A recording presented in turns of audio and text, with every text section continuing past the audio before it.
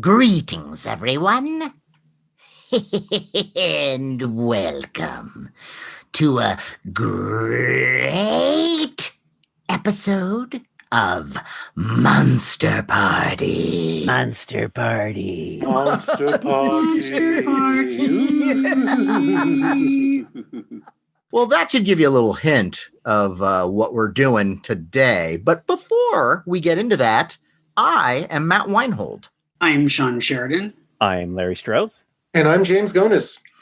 And for this episode, this is a topic that we toyed with doing. We were thinking of maybe doing it for a Patreon episode, but as we were doing our research, we realized it's massive. And it really is. I think it really deserves a fuller examination. And so the topic of this episode is mascots. Mascots. All kinds of mascots. And it's funny because when you think of all the different types of mascots for almost any product, they usually are, I mean, just by the nature of what they are, they have to be considered genre. Yeah, they are. Every single one of them. With a talking bird, aliens, dinosaurs, monsters. Yes. You know, Chefs. people. Yes, right. Yeah. People made of tires. Right. Yeah. It's crazy. Fucking dogs and cats, you know. And there are so many of them. And there are so many of them that across the world, everyone knows who these mascots are. Right. And so and we grew up with them. I mean, these mascots have been with us through all of our lives. Well, much. And it's also kind of like the ultimate kind of pop culture selling point, you know. I mean, just a way to advertise an item of some kind. Sure, yeah, and it's product. And it's that way where you can just get the whole family involved in anything, whether it comes to fast food or, like we said, tires or whatever. There's that thing that the kid can relate to that, and he can. Right. Hey, we should get that tire because that's got the cool man made of tires. Right. The Michelin Man is what I'm talking about. Michelin, sure. Yeah. But which sometimes can be controversial when it's kind of aimed at kids. Well, that's true. We had that, which we'll get Joe into. Camel. Exactly. Yeah, that's just one of many. Joe Camel was a very controversial, he was a cartoonish camel that advertised cigarettes. Hey, kids, buy cigarettes. They're cool. But I would say as international as Joe Camel was, I mean, you mentioned mascots that everyone knows. Mascots prove to be successful for a lot of brands, but some brands, maybe a local brand, or maybe it's a brand that's only in your state. Or in your half of the country. Like really weird, obscure ones. Hey, we got to come up with a mascot because it seems like it works. So some mascots may not be well known. Right. Well, for example, Larry, I'm sure you know Doggy Diner. Doggy Diner. And Doggy Diner was from the Bay Area. And it was this hamburger joint that was doing really well until all the big fast food chains came along. And then it was pushed out of business, but it was very iconic because it had this dachshund head. That's right.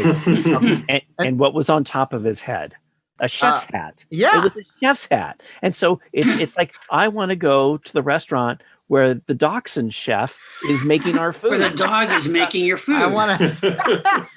Well, see, you guys laugh, but when I was a kid and I when we would drive up to San Francisco, I remember seeing that little Doggy Diner thing, and there's the sign. Oh yeah, and there's the giant doggy head, and it looked like, oh my God, the food is cooked by this, the chef dog. And chef dog. I always wanted to go in there. Me too. I'm right with you, Larry. I like every time we drove by it, I might have eaten there maybe twice in my life. See, you ate there. See, my parents said, no, we're not going to eat there. And I thought it was because maybe it wasn't healthy because your food was cooked by a dog, a chef dog. That's what I thought as a kid. They preferred cats preparing your food. but to be fair, it was a genetically altered dog. So it was not just like any dog. Yeah, it was bred with like an actual human chef genetically, so that it could actually cook food. Yeah. This dog head and it was massive. It was made out of fiberglass. Yep. And he was kind of, I don't want to say anthropomorphic. He looked like a dachshund, but his eyes, his eyes are really big, kind of a cartoon dog, something like a deputy dog, or it looked like it was a friendly happy dog that belonged to some other world. It wasn't like just a regular dog on a leash. It was an actually educated, well experienced. Well, yeah, it's from a dog has been around the world, who's seen things, who went to the finest culinary schools, right, or came back to the Bay Area and did his thing. But it's like Howard the Duck. It's from a parallel universe or world where dogs on that world are culinary experts. But see, Matt, I thought they did hot dogs there too, because dogs. I don't remember. I honestly, you would think that they would. Yeah, right. Again, I'll bet they did. Now I'm looking this up right now, and it says yes, they did serve hot dogs and hamburgers, which seems your classic diner food. Yeah, yeah. And they had a good run. They were like from 1948 to 1986. And it was owned by Al Ross. They had a bunch of chains, and then gradually they just got pushed out by the big, like by McDonald's and Burger King. Right. And they had to shut down. But then these big dog heads were sold off. And I think one now is still on Sloat Boulevard that they saved. They put one on the median strip on Sloat Boulevard in San Francisco. And that it's a monument now. That's cool. Which is great because it was a very identifiable thing. Right. That I remembered. I mean, every time I drove by any doggy diner, like I got excited. That's cool. But I think I might have eaten there twice. And I don't even remember how I'm sure it was fine. It was burgers. Well, I think like for me, like early on in childhood, the most exposure I had to mascots is probably through cereal, breakfast. Well, cereals. right. Yeah. Right. Sure. I mean, just really intimately connected to so many mascots from cereal, right? What was your first one that you remember? If not the first, definitely one of the first that just grabbed me was Quisp. Me too. That's the first one I remember. Because first, number one, it's a space alien. It's an alien. Like a wisecracking, kind of smart ass alien. Yeah. And it's and the voice was very recognizable. I forget the voice actor, but he's you've heard that voice before in so many other cartoons. Was it the Rocky and Bullwinkle guys who did the animation? Ward. It was Jay Ward, yes. Right? Yeah. So that connected me. Plus, the cereal was literally little saucers. Yeah. Right. Yeah. And then thirdly, the cereal was fucking delicious. So like I just loved that character. And it's so funny because I really remember as a little kid too, the other companion cereal to it was Quake. And the Quake was kind of like Captain Crunch a little bit. And it was I think it was the same cereal. Pretty much. Yeah. But it was it was same kind of. Are you I don't think so. But the taste was similar. It was similar at least. Yeah. But I know different shape. It was a it was a different shape and it was harder. Like as Sean was saying, it was the Quisp was a saucer. Yeah. So kind of bite into that easier, but Quick was supposed to be a miner. So it was like I thought it was a construction worker. I'm sorry, Quake, yes. Yeah, from like one of the village people. No, he was like he was a miner. He wore the hat with the. He was a miner, which I always thought was. He was a miner. Yeah. Here's the thing. This is so strange. And then the voice was William Conrad, and Dawes. Oh, that's right. Yes, and Dawes Butler was Quisp. Right. Quisp, so, yes. and that's the thing, because I always thought, okay, here you have a Quisp, which was just an alien from space, rode around in a saucer, had a ray gun. Cool. And then the other guy is a fucking miner. He's just a regular. He looks kind of overweight. He's a regular guy with a miner's hat. Like, wow. And I think later they slightly changed his look. I think he wore a cowboy hat later. They wanted him to be even more lamer. He had an Australian bush hat. Oh, that okay, yeah, but it was still like for a kid that was just so lame. And they did this. They did this thing where it was like they did cartoon commercials where they're like, pick Quisp, no, pick Quake, and there was like a competition. And they actually had this thing, like this must have been early mid-70s, where hey kids, write in and choose which cereal you prefer, Quisp or Quake. And I did this. It was like, of course, Quisp. And like I don't know what I wrote. I like into politics. Yeah, it's like I read all these things about why I love Quisp. Of course, it has to be Quisp. And I don't know if Quake eventually went away, but I think now it is gone. But Quisp you can still get. I guess Quisp has stood the test of time. Yeah. See, Quake actually won the Electoral College, but this is something that they don't talk about anymore. He's faded into obscurity. Yeah. It's so funny. I had no idea that Quake was a miner. I always thought in my mind, I always thought he was a construction worker, and I thought that's even lamer. Right?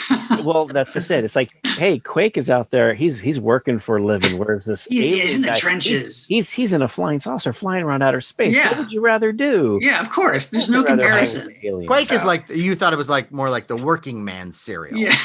Right. Yeah. The blue collar cereal. Yeah. Yeah. It was just like, there's nothing wrong with that, by the way. No, there's nothing wrong. But as a little kid, what was the appeal? What's cooler, Yes, to a kid. Yeah. Can you imagine, though, if your dad was a construction worker? We're only eating Quake here. Or a miner. but Dad, then what about having Quisp? What's this Quisp shit? You eat Quake only. Well, even the shape of the cereal. Quisp cereal, it was a saucer. Yeah. And I believe Quake was a cube. And it probably tasted just as good, maybe, but there was no appeal. It was like everything about it was like, who cares? But talking about a campaign to get kids to vote, the Trix Rabbit, who for years was denied Trix cereal. That's right? true. Oh, you're talking about Trix? Trix, and then finally, I guess this was maybe in the 80s, where the cereal company decided, hey, let's do this whole campaign where kids can vote if the rabbit can finally get the cereal. I don't remember that. And of course they voted that he could get the cereal, because it was pointless to deny him the cereal all those years, just like it's pointless to deny Fred Flintstone his Pebbles because Barney's stealing it all the time. It's like, what's the point? Barney let Fred have the Pebbles. All these cereals set up these scenarios that made you angry. It was because the Trix, you always wanted the Trix Rabbit to get the cereal. You always wanted them to leave the fucking Lucky Charms. Leprechaun. Wait. See, here's the thing. Look, I grew up I was going to a private school, and you're taught, you want to share, everyone's entitled to this or that. And the whole campaign, silly rabbit, Trix are for kids. So that meant only kids can eat the cereal. Why can't this poor rabbit eat the cereal? Tapped into what about your parents? Your parents can't eat the cereal? Well, if they're hungover, they might. See, the funny thing is, or stoned. Even better. Right. I don't know. Matt's out getting stoned. He's probably loved the rabbit. I didn't like the rabbit. To me, the rabbit. Really? Yes, to me, I thought the rabbit was. I put a little note here. I didn't like the rabbit. I didn't like the campaign because I thought the rabbit was nuts. It was like he went sniffed some. He was glue a little crazy. I want some cereal. It was like he needed his fix. Yeah, you're right. But if somebody likes Trix cereal so much that they're willing to devote their entire lives to getting this cereal, give them this cereal. And what pissed me off about the ad campaign is the silly rabbit. Trix is for kids. So it's condescending, and the kids are just jerks, and there's no real reason. There's nothing like, if the kid said, look, Trix Rabbit, if you eat this cereal, it will kill you. It's not made for rabbits. It has a chemical in it that the company put in there to make it purely for kids. If you eat it, it'll kill you.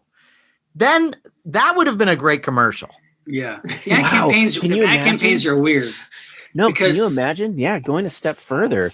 It's like it's only designed for kids to eat. And what happens if your parents eat it? Maybe they'll sprout a tail. They'll turn into donkeys or something. You can do a whole campaign like that. It's a horror movie. Yeah. But see, we all watched. It's a warning. No silly rabbit. Trix are for kids. Right. Like the Surgeon General's warning on the side of cigarettes. You put that on the side of the cereal box. Maybe only Trix, for kids. Yeah, maybe Trix were actually sentient. It was like the stuff, and if we ate it, you just couldn't fucking stop eating it. But one thing about, and we all watched the Flintstones. To me, the Flintstones, like Barney was the great sidekick and the good friend to Fred Flintstone. But in the cereal commercials, he was an asshole. He was always stealing he was torturing and tormenting Fred. Okay, but stealing the cereal. But here's the deal with that: if you ate Fruity Pebbles or Cocoa Pebbles, which I did. Of course, we did. Yeah. I was not the biggest fan of that cereal, but I did try it and eat it from time to time. Yeah. And going into that cereal, you recognize the Flintstones. You knew this right. Fred Flintstone and Barney, and that's where they come from. So you have the backstory. The backstory is Fred has been a dick to Barney for his entire fucking life. With this cereal, it's his one chance to be back at Fred. That's true. Yeah, and it is pretty clever name for the cereal too. Fruity and Cocoa Pebbles, which by the way, were delicious, but you had to eat them very fast because they got soggy. They would dissolve, quick. It was basically Rice Krispies with a ton more sugar. Yeah. I like fruity more than cocoa. I like both. I preferred cocoa, actually. Yeah, okay. Now what about Cocoa Puffs? Oh, Yeah. I'm so glad you brought. I'm so Cocoa glad you brought up Cocoa Now talk Puffs. about the crazy mascot. I mean that bird is literally insane. No, he is. He's cuckoo for Cocoa Puffs. Cuckoo. And I wrote down a note. I didn't like him either, more than the rabbit, because I didn't think you would like him. Yeah, he was kind of strung out. Don't you guys remember when we were kids? He was high on his own supply. Yes, but when we were kids, you want to make your Aurora Monster model kit, and your parents would always warn you about sniffing the glue. Don't sniff the glue. Remember this? And so to me, and I remember my mom gave me a little comic that shows here are the dangers of sniffing glue. And one of them showed this kid. He looked like he was all happy, and he tried to jump off a building because he thought he could fly. So when I saw the cuckoo bird, to me, it's like he had just sniffed some glue, and now he needs to go and get himself some Cocoa Puffs. But he's a bird; he can fly. True. Hey, I'm just saying, I didn't like the cuckoo bird. I like Sonny. I thought Sonny, the cuckoo bird, was great because to me, when I looked at him, I saw someone who was enjoying life. He was following his bliss. He didn't just eat the cereal. He tasted every bit of it. He tasted the colors. Yeah. Yeah. And that's the guy you want to trip with. Yeah. If you got Sonny and the Trix Rabbit together, man, they fucking destroy the place. That's a good party. Yeah, that is. You're right. You know, I just see myself just cleaning up after those guys. I mean, it would just be such a mess. Good. So Matt, you'd invite those guys over to your place. Hey, we're gonna have a monster party. Cuckoo Bird and Rabbit, come on over. And they're all, hey, okay. And then you put out some Cocoa Puffs, you put out some Trix, and then it just goes nuts. Well, and you'd have to invite Toucan Sam from Fruit Loops, otherwise, there'd be tons to pay, right? No, he was a little more in control. He's the more designated driver. Yes, exactly. Yeah, he knew how to handle the cereal. He could take it. He did. He paced himself. He was sophisticated. Yeah, he was smart, and he wasn't crazy. And he was like, "Hey, I like my Fruit Loops." So, he was wise. Yes, he was. Yes. and so the funny thing is, I have Fruit Loops in my cupboard right now. After all these years, I ignore the Cocoa Puffs. I ignore the Trix. Really? But I definitely have the Fruit Loops because of that mascot. Wow. That mascot spoke to me because he wasn't a crazy nut. See, if you're going to have a party with Sonny and the Trix Rabbit, what you do is you rent a place. You don't have it at your home. It's dare I say, a rave? What, like in Vegas?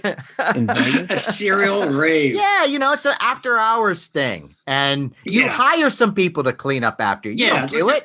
They're like cereal rock stars, Yeah, they make a mess. You have a rager and then you just leave. Yeah. But I think they would be great to hang with. They would be a lot of fun. And just to see somebody enjoying themselves. And frankly, of the two cereals you mentioned, Fruit Loops? Yes. Fruit Loops, I'm not that crazy about. Really? No. Cocoa Puffs, and I'm not really a big fan normally of a chocolate cereal. I don't know why, but that one I really liked. Oh, yeah. I like that. I like Trix too. I mean, I like any sugar-filled cereal I ate. I mean, I love it. I loved Cocoa Puffs because it made the milk chocolate. Exactly. That was awesome. Yeah. But what I love makes it all colorful. It's like a rainbow in your milk, and it's a loop. It's a fruity loop. Yes, it is. Little on the nose, Larry. But no. But honestly, there's none of those I hated. If we could just get back to Quisp for just a second. Sure. There was an offshoot of Quake.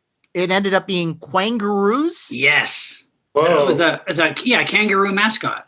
And wasn't that like an orange? Yeah, I think it was like orange. That was hideous. That was pretty bad. I mean, I still ate it, but I was like not crazy about it. Yeah, it was a weird one. Nothing worked about that cereal. So you had the kangaroo, which nobody cares.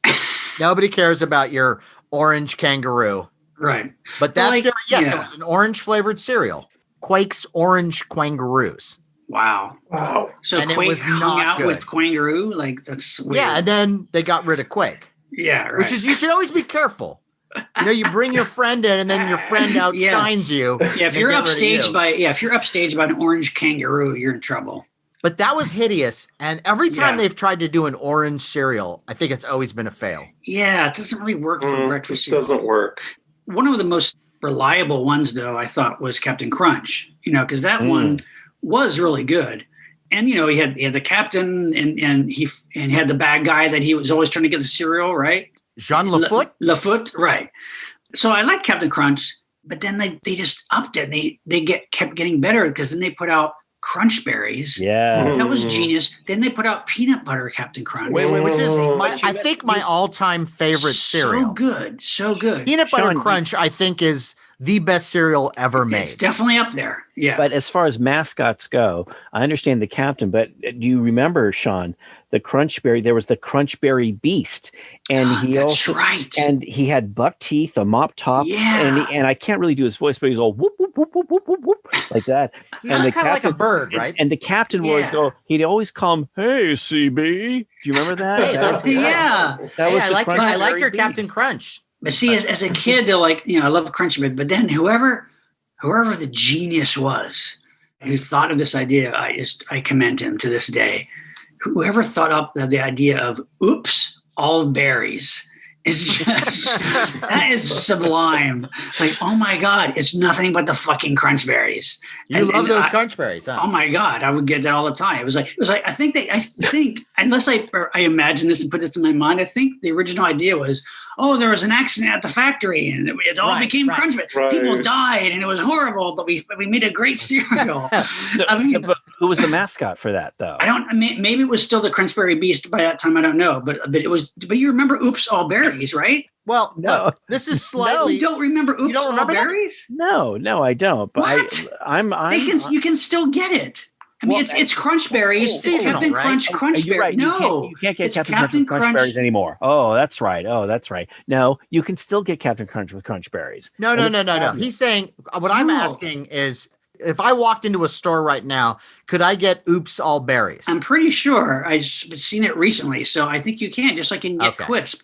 So, now, this is not necessarily about the mascots, but the sheer amount of different variations that they've tried to sell over the years of Captain Crunch. Because they did Punch Crunch, Vanilla Crunch. I remember Vanilla Crunch. I kind of like that one.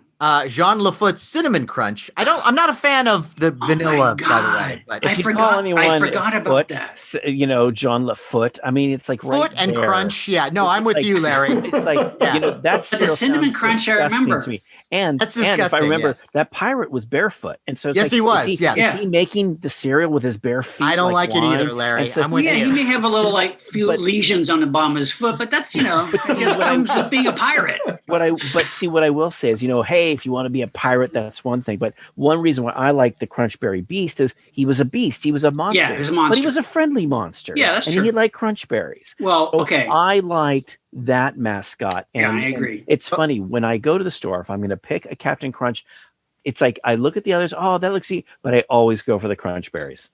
What other flavors were there? Here's when I discovered that I can completely understand why it did not work. Right. Because it was called Deep Sea Crunch. What? And the idea was that the Crunch Berries were shaped like sea creatures. But it sounds like it's a seafood flavored Captain Crunch, doesn't it? Like maybe it comes with those, those dried shrimp that you can get at the Asian market. Yeah. Is that for real? Like, is it really deep sea crunch? Deep Sea Crunch, according to the internet. And there was Halloween Crunch, which had Crunch Berries as ghosts. There was Galactic Crunch, which had space-related marshmallows in it. Oh my God. Choco Donuts. There was Home Run Crunch, which had baseball-related marshmallows. Wow. Then there was Neutron Berries, which were related to Jimmy Neutron. You're making this up. According to the internet. Rugrats Go Wild Berries. Okay. That must be based on the cartoon. Right. Okay. Captain Crunch's Mystery Volcano Crunch, which was red and yellow fruit flavored crunch berries with a free packet of lava rocks that you would put sounds in. like it sounds like it'd have jalapenos in it. I know. That could be good. I don't know. I'd have to try crunch? it. Yeah. Oh my God. Did they have one called Sweetback's Badass Captain Crunch? I mean, they might as well. I mean, my God. I had no idea there was that many variations. With motherfucker shaped crunch berries. And are these coming with finger sticks so you could test your glucose levels? I hope so. Because how about this one? Polar Crunch. And this is a version of cereal in which crunch berries would change color to blue when milk is poured on them. And so does your face. Wait, what color are they before they turn blue? I don't know. Hopefully blue. Oh my God. Yeah. That's insane. There was Superman Crunch. There was Superman Captain Crunch's Crunch Treasures that had star-shaped crunchy yellow corn and oat rings. Mm-hmm. And oh my it was God. apparently half the sugar of regular Captain Crunch, so it had to be awful. Yeah. Airhead berries with the air. This is a crossover with the Airheads. Oh, the candy, yeah. Right? Yeah. Wow. There was Captain Crunch Sprinkled Donut Crunch. Need I say more? I want all of these now. Here you go. All of these. And this is the one I think we'll all agree must have been hideous. Captain Crunch's Orange Cream Pop Crunch. Wow. I actually like an orange cream pop. Oh my God. I like cereal though. The neutron bomb one though. I gotta try that. How about that? Captain Crunch's Blueberry Pancake Crunch. What's wrong with just blueberry? Why does it be blueberry pancake? Right? But it says it features light blue and white corn and oat puffs with natural and artificial blueberry and maple syrup flavoring. That I might give a go. That's pretty cool. Yeah. Wow. I think there was also a Christmas Crunch that had like little marshmallow Christmas trees. Yes. Yeah. And then there was Captain Crunch's Chocolatey Crunch Berry, which is bullshit because a berry is not chocolate. Okay? Were all these like available only in Canada or something? Because I never saw any of these. I know. I want to. We should research this. Place and find all the boxes. Yeah. I mean, somebody has those. Somebody has a collection of like all displayed. That's insane. Cotton Candy Crunch. I mean, you bring up a whole variety of different Captain Crunches. Are the only mascots? We got the Captain. It's the originals. We have John Lafitte with the stinky feet, and then the Smedley Crunchberry Beast. Smedley, who was Peanut Butter Crunch. Smedley the elephant. Yeah, that's right. That's right. Smedley knows. You automatically associate peanut butter with elephants, so of course. Actually, I do think of that. Yeah, because of that cereal. Yeah, made with sugar-coated ivory. Well, we can't not bring up Tony the Tiger. He's one of the most elemental of the mascots with the great longevity. Yeah, he's kind of like the Michael Jackson. Yeah. Minus the controversy. Yeah. Voiced by Thurl Ravenscroft, who sang the Grinch song and the Grinch special and did the Grim Grinning Ghosts in the Haunted Mansion. Right, yeah. Great voice. Great voice. Great voice. And so connected to that character, to that icon, that now that they're doing commercials, new ones with Shaquille O'Neal, I'm thrown because it's not the same voice. It's like, I know. Did you have to? Yeah. And meanwhile, Shaquille O'Neal has become a mascot for maybe 24 different products, but we don't have to go into that. It's just true. Like, just sign away. Shaquille O'Neal is a basketball player, Matt, just to let you know. What is he used to play for the he used to play for the LA Lakers. You have just confused me entirely. Like, first of all, back up. What is basketball? Yeah, he has that new Shaquille's orange vanilla pancake flavored cereal, which is delicious. I don't think that's the cereal he does. I don't think so. Did you know? Again, this is according to the internet. The mascot of Tony the Tiger was competing against some other mascots. Oh yeah, to see which one would win out, and so really? a lot like the Quisp and Quake thing.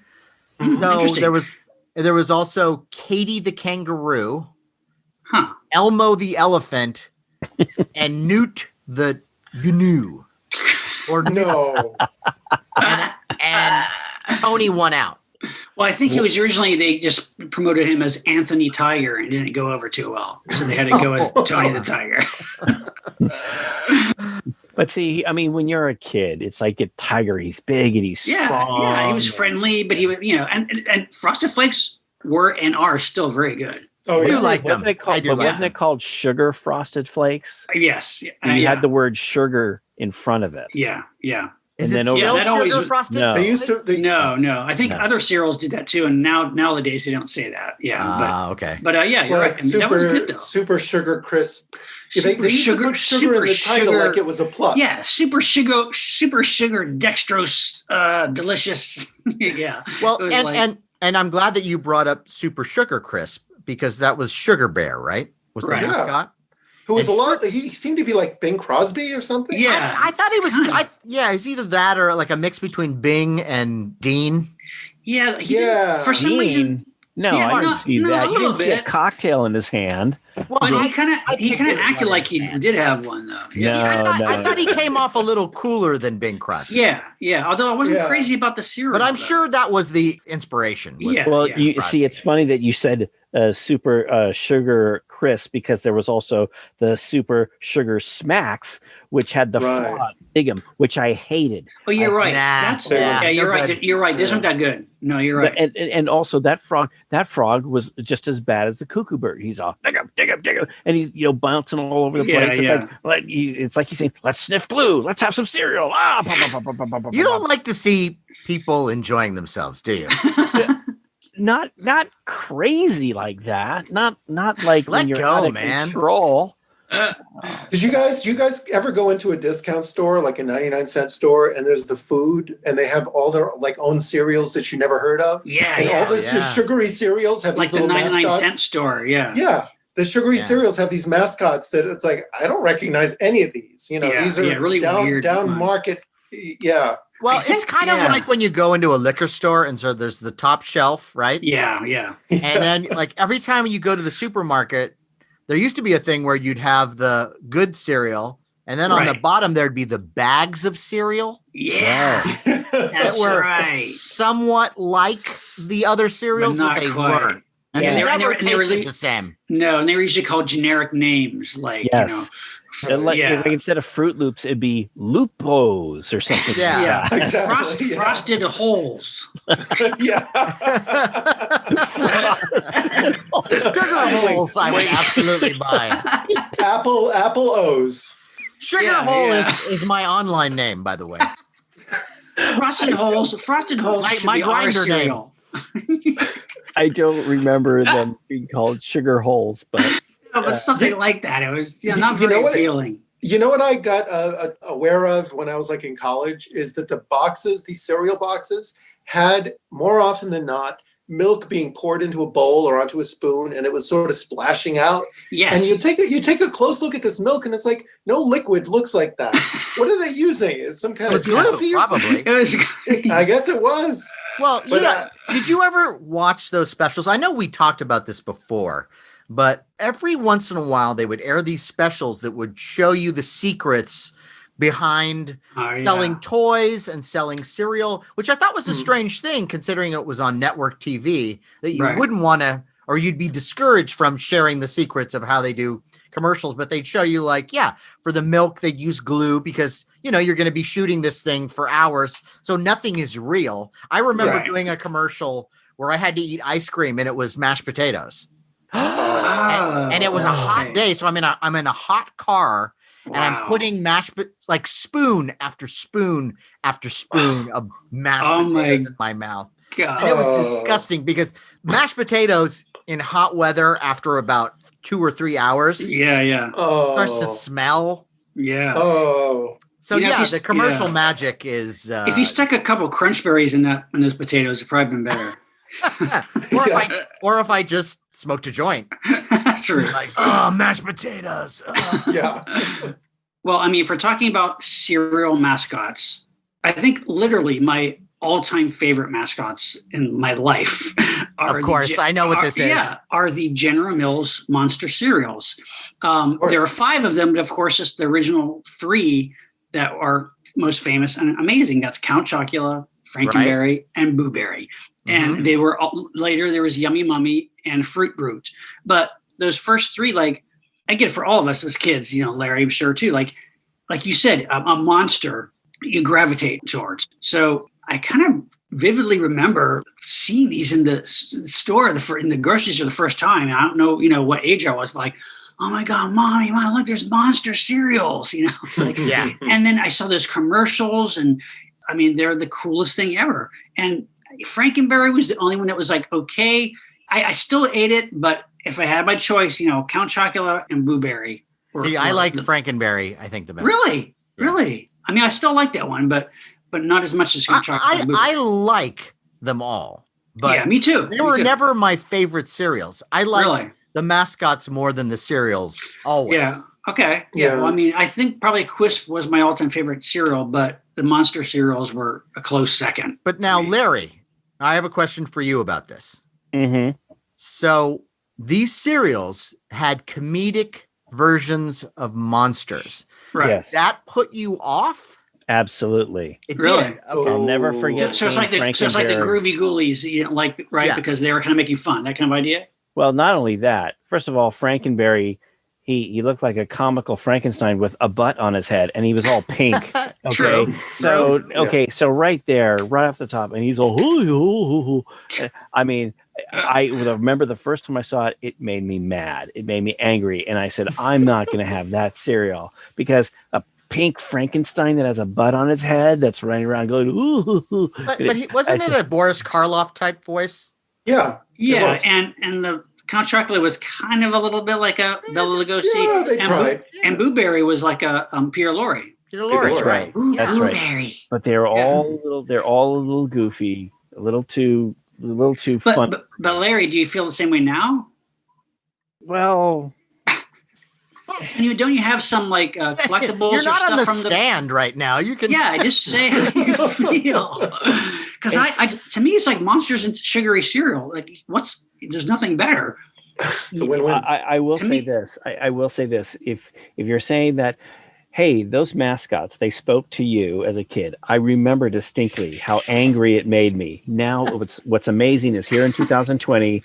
These cereals, they're back, and they come out at home. It's like retro, and that's really neat. And so when I see them, that hatred comes back. It does. Wow, it does. That's fascinating. But with Quisp, because Quisp was taken off the market for a while, or you don't get it on the Midwest or something, and you can actually order it online. Yeah. Quisp actually gets me really happy. And he was an original character. He wasn't a parody, or wasn't based on any other kind of existing character. That's true. No, but but see, I didn't feel, because to me it was just celebrating monsters, and so like as a kid, I could sit in front of my TV. Yeah, I could sit and watch Saturday morning cartoons or like a Godzilla movie in the afternoon and eat Blueberry or Chocula. There's nothing better than that, you know. And I was always interested in learning what their backstory was. Like I wanted to know the origin story of every single character, because it sparked my imagination. Like Count Chocula. Yeah. Okay, so what type of vampire is he? Right. How did he become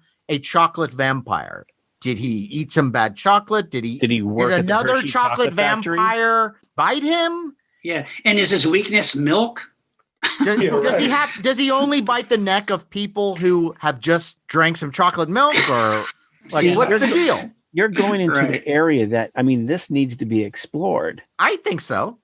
But Frankenberry, did some insane scientist breathe life into the body of a creature that was made out of berries?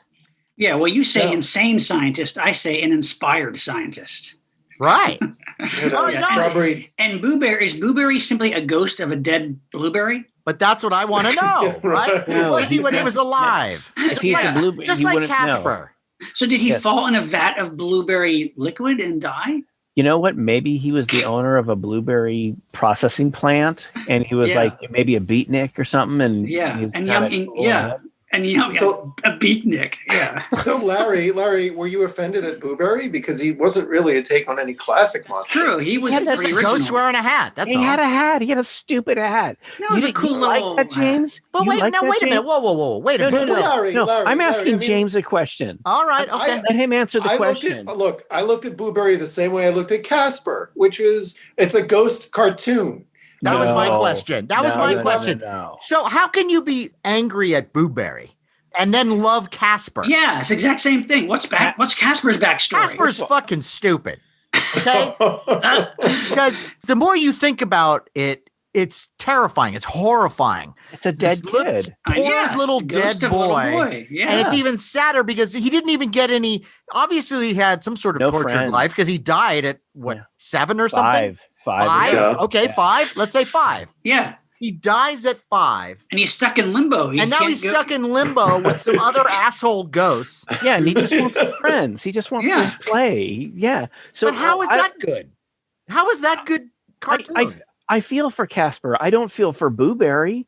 And Boo Berry's got his stupid hat. It's just the hat that bothers you. Well, does he have a tie? He gets cold in the afterlife and he's a hat. No, don't pull that shit. If you're in the afterlife, ooh, I'm a ghost, I'm cold. No. So Casper's friends were, I know there was Wendy, right? Who was the witch? Yeah. The witch, yeah. And then wasn't there Hot Stuff, who was the Antichrist? Oh, yeah. I liked Hot Stuff, actually. Sure, he was the Antichrist. He was the bad kid. He was the Antichrist. He was going literally to bring a demon nations to their knees. Yes. And yet, no. Casper's palling around with the Antichrist. He's what you don't know is that Hot Stuff killed Casper.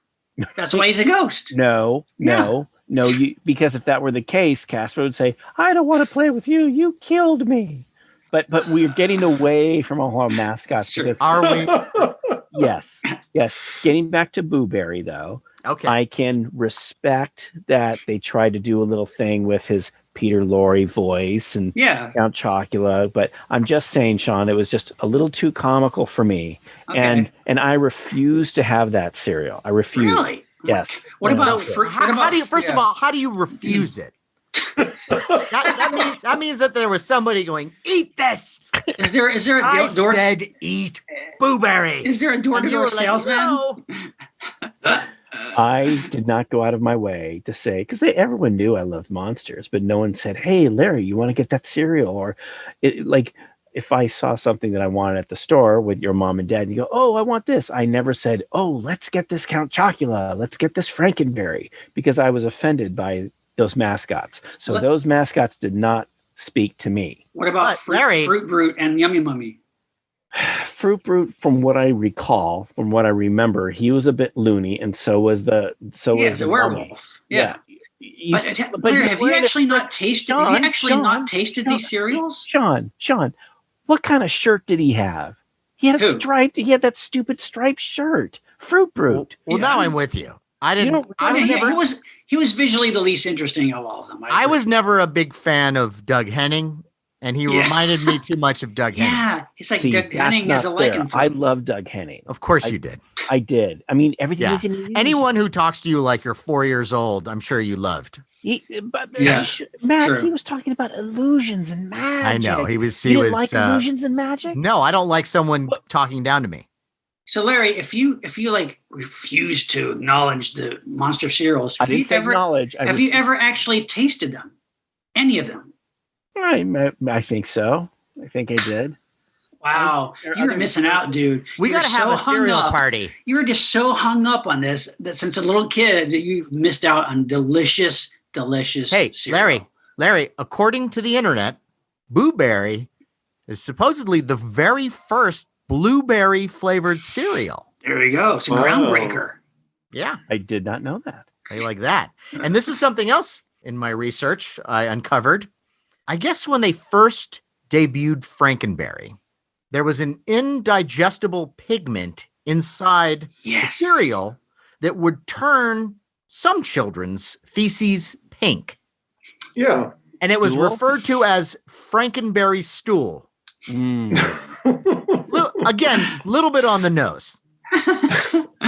I guess later on, they reconfigured the recipe to get rid of the pigment. But Sean, I think they should have kept it. because that'd be yet one more added perk to the cereal. Sean, don't get me wrong. I totally understand that Frankenberry, Count Chocula, and Boo Berry they've reached a certain kind of like retro coolness. Oh yes, they're kind of legendary now. The Funko has done those great little bobbleheads. There's figures. I love them, and they still release the cereals around Halloween, which is amazing. And I will tell you that, I really didn't want to eat Boo Berry, but a good friend of ours, friend of the show, Wally Wingert, he actually for 1 year, the whole Monster cereals, they decided to put a CD in the cereal that had all kinds of monster songs called Rhythm and Booze. Yeah. Oh, that's awesome. And you had Frankenberry, Count Chocula, and Boo Berry who would sing different songs. And Wally Wingert did one of the voices that's on these songs. That's cool. I'll never forget. Wally gave me a cereal, and of course, I had to take this out, and I had to eat the cereal, but I actually do have a box from, I guess it's from, I'm trying to 2000. Oh my God, it's from 2001. That hasn't been opened yet. I have a box of each Monster cereal. When they released them a few years back around Halloween, they released them just as they looked. The boxes, the artwork was exactly as it was in the 70s, and I picked up a box each of all of those. Yeah, it's great. I guarantee you that they will never go bad. It's funny you should say that. Exactly. Now, kind of unrelated, if I could step off the topic, I do have, because if you put a monster on a cereal, oh my God, I want to check that out. Right. I actually have a box of cornflakes with King Kong on the box. Oh, that's cool. That's cool. And so never been opened. That's I also cool. have, I guess the oldest one I have is from 1989. I actually have a box of Batman cereal that still has never been sealed. And I used to have that box. And that's cool. Sealed? I used to. Okay. I sold it. Oh, I thought you said I ate it, but didn't that have the bank in front of it? The bank. That was one of them. The one that I have does not have the bank. It's just a sealed, That's cool though, yeah. But getting back to Sean, I'm acknowledging that, yes, I understand that the monsters, the General Mills monsters are very popular still to this day. Yeah. And I acknowledge that. And yes, perhaps I need to have an intervention, and perhaps I need to have like cereal time with you or something and try some Boo Berry. Hey, I have unopened boxes here. So yeah, anytime. And we got you, James and I think, Larry, you were part of this too. Yes. We got, for your birthday, we got you these Goulsville giant mass of Frankenberry, Count Chocula, and Boo Berry. Yep, they're hanging up in our kitchen. Yes, they are. Nice. Yeah, they're awesome. And well, how you guys were talking about, like, you wish there were backstories to the General Mills monsters. There was another cereal I also loved, which was a monster cereal. And in the commercial, it kind of gave you a little bit of a backstory origin, and that was Freakies. I love that. Freakies was, first of all, the cereal also kind of like a bit of a Captain Crunch taste to them. I like the cereal. I like the mascots. The concept, they were like the concept.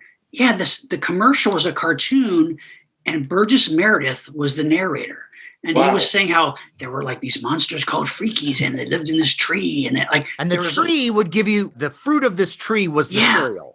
Genius. And they put out, I think when it first came out, you could get inside the box little rubber. They're made five or six. They're like 5 or 6 different Freakies characters. There's one called Boss Moss, and all these really cool characters. Well, there was Boss Moss, who was the leader, and he had kind of a John Wayne voice. Yeah. There was Snorkeldorf. Yeah. And he had this long snout, and he would play it like a horn. Yeah. And then there was Ham Hose. And Ham Hose was shy, and he had a bunch of tentacles, and he was sort of like the Cthulhu of the bunch, but a nice Cthulhu. Right. And then there was Grumble. And Grumble sort of reminded me of like the creatures from Attack of the Crab Monsters, but a cuter version. And he was cranky, and he sounded like an old man, and people were always stepping on his feet. Next, we had Cow Mumble, who in a way resembles Henrietta Hippo from Review, but the monster version. Right. And then there was Gargle, who was snooty and had a British accent. Yeah. And then finally there was Goody Goody, and she really was into Boss Moss. To me, that was great because it was a group of them. It was like an ensemble of monster characters, all original, all really cool designs. And they were like little toys you could get in the cereal. Those I just loved. I loved them. They did magnets too. Yeah, yeah. That was a great cereal. And they also did, you could get these cars, and they would do this with a lot of cereals, but you get these cars that they were powered by a balloon. So you'd blow up the balloon, and then you'd put them in the back of the car, and the balloon was supposed to propel this car. Right. But all the balloon ever did was it would just blow up the car. Like it would never go forward because the car was too light. Right, right. So it would, and then the wheels had no traction, so it would never work. Right. But the molding of the toys was cool. Yeah. And I have all those, and I love the Freakies. Were you ever into the Freakies, Larry? Yeah, I actually have one of the figures. Me too. I have Boss Moss. I just have one. I don't have Boss Moss. I have them all. Yes, really? Yes. I do. Really? Yeah. Cool. And all the cars. Awesome. That's cool. Wow. That's great. And I think they recently put out like a bobblehead of and Boss I have the Moss bobblehead. Yeah. That was a Funko. But see, you have to understand, Matt's parents, I mean, his brothers, they were older. And so it's like, hey, let's get Matt some cereal because he's the kid. So he gets all this cereal. For me, coming from a large family, it's like if my parents got some kind of cool cereal like that, each one of the kids is like up in the morning and sticking his hand to try to get that. Right. I know you hated that. No, that I could, Larry, I could see that being a nightmare. Number one, let's just say for the sake of argument that your brother, your stinky brother, goes and tries to get the toy. Okay, I'm not going to get the toy, but now I got to deal with, do I really want to eat the cereal that my stinky brother's hand was all in? He's been scratching his ass during the night, and now it's in the cereal. Yes. Yeah, and he doesn't close the box right, so it goes stale, and terrible. But I have to tell you, Larry, all the freaky toys that I have, I did not save from my childhood. Those are all right. As an adult. Okay. Are they kind of valuable? Like, do they go for a lot of money now? Yeah. Really? I mean, not a lot of money. But to get a whole set, to get the whole set, you gotta pay a little bit. Yeah. No, I love that. The other thing I really liked about the Freakies was the song, because the song was cool and it was atypical of how normal songs go. So it has this whole lead in with, we are the Freakies, and this is a freaky tree. And then they introduce all the characters. Right. And then when they're done introducing all the characters, they go back into we are the Freakies, and this is a freaky tree. Yes, sir. And I remember oh yeah. And I remember doing comedy, and I was with some comic, this guy named Wiley Roberts, really funny guy. And we would hang out. And I brought up the Freakies, and we both started singing that song. And we both went, oh, yeah, at the same, it's amazing the things that, these marketing geniuses are able to do to just cement these things into your mind that are never going to go away. I'll bet you that, when I've got dementia at the end of my life, I will remember, oh, yeah. Yeah. So and that's why these things work. So when you get to that point, we could come over and go, hey, Matt, we are the Freakies. You'll go, oh, yeah. That'll be like the last thing you say in your deathbed. Oh, yeah. Take me to the Freakies tree. Bury me there. Well, I want to bring this up. This is not an animated mascot, but we were about 9 years old when this commercial came up, and it was for Life cereal. Right. And it was these kids around the table who were trying to get their little brother Mikey to taste Life cereal. Yeah. And this little kid, they didn't think he would like it, but he ate it. And it's like, he likes it. Hey, Mikey. And then all the kids wanted to try the cereal. Now, this is ingrained into my psyche. Oh, my God. Yes. All of us, right? And there were urban legends about what happened to Mikey. How did that start? I don't know. Because there was the urban legends? Well, there was a very popular... Pop Rocks came out, this candy, right? Right. One of the urban legends was we had them. That Mikey ate too many Pop Rocks and his stomach exploded. Okay, no. This is how I heard it. That was not it. What I heard was that the kid actor played Mikey, put a bunch of Pop Rocks in his mouth and then drank a Coke. Yes, That's what did it. It was the combination of the carbonation and all that, and his head exploded. It was like Scanners. Wow. And that, I remember being like in school and kids talking about it. Like everybody was talking I guess it's probably like mid 70s maybe or late 70s. And that, I remember that really well. Didn't they bring back Mikey for a modern commercial? They did because he didn't die. He's still with us. There's a hole in his head still from the Pop Rocks, but no, according to the internet, he was an executive at like the MSG network on cable network. Oh, yeah, hilarious. Because he was effective in the commercial. Because you look at that kid like, oh my god, that kid's not gonna eat it. He's like, he's serious. Like he didn't talk. He's just like, you know. Did you say the MSG network? Madison Square Garden network. Yes, is that right? Madison Square Garden. Yeah, I guess it's like a sports coverage thing. Okay, but that actor apparently that actor remembers nothing of filming that commercial because he was 3 years old. He was like, that's true. God, that's legendary though. Well, remember, of course, Rodney Allen Rippey. Yes. Oh yeah. Yes. It was Jack in the Box. Right. That's right. Right. And it was "Come as you like, come as you are" to Jack in the Box. That's right. And he sings it. Come as you like, come as you are to Jack in the Box, which of course you don't need to tell people that because it's a fast food restaurant. That's how people are going there. They're coming as they are. They're not going in black ties. No, they're going in a bathrobe and slippers, and they're going in, they're getting their Jumbo Jack. But I remember Rodney Allen Rippey, and he was a really cute kid, and the whole thing was that the Jumbo Jack was so big that Rodney Allen Rippey, his tiny little mouth, couldn't get it around this thing. Jack in the Box has become this fast food mascot in and of itself with all of these commercials. Jack. Jack. And it went through so many changes. Wasn't that, correct if I remember, wasn't it that they created Jack after the big hoopla that happened there was some controversy with Jack in the Box, right? Some sort of food poisoning. Yes, and I think that was before Jack. Like I think it took a while. They had to start from scratch and like a whole new kind of campaign. Well, I don't know if you guys remember, but there was a time when you would actually go up and they actually had this fiberglass clown.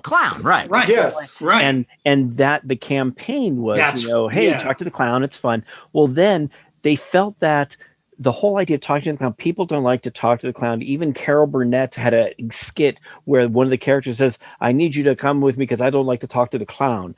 So then they changed the campaign. They tried to make it a little hip. Well, wait a minute. No, not only did they get rid of the clown, they blew up the clown. Wow. And that was a big, I remember that commercial. They blow it up. Oh, you're right. Wow. Yeah. Yeah, you're right. They had it right because it's like they had to think of drastic ideas to cleanse the palate of everybody's, from what happened with food poisoning. Yeah, but then now Jack is this cool, hip kind of dude who represents the restaurant. Remember the line? Remember the line about that though? What? I mean, you just went on to the whole thing about they blew him up. Do you remember how? That's the whole thing. See, there was a little old lady where you hear the voiceover that says, now at the box, you can get great food at the box. And there's this little old lady and she takes a bite of the burger, goes, the food is better at the box. Waste him. And that's when she says that, then there's the whole explosion. And they actually filmed it at high speed, seeing the box and the clown head just blowing up.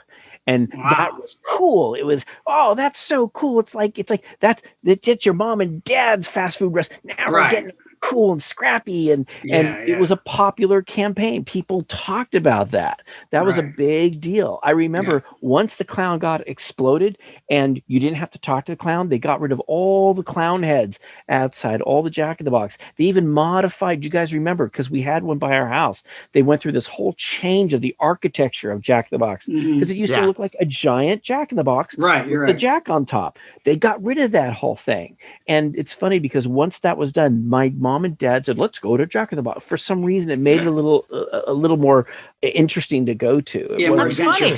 Yeah, that's funny that would be the thing that brings them in because I love the clown, of course. right. If you can find one of those clowns, that's a big deal. Right. Oh, yeah. Well, and then it's fascinating the track that led back to Jack because they changed the image of the clown. So it's not just this Jack in the Box clown. It's a businessman.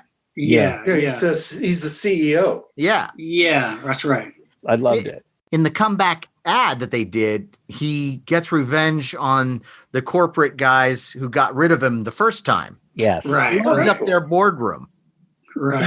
And I guess they got into trouble for it because around this time there were acts of terrorism going on, and they thought, oh, maybe this isn't so cool. But they were doing a lot of things with this character. Yeah. Well, it's interesting too because Ronald McDonald, such a successful mascot for McDonald's.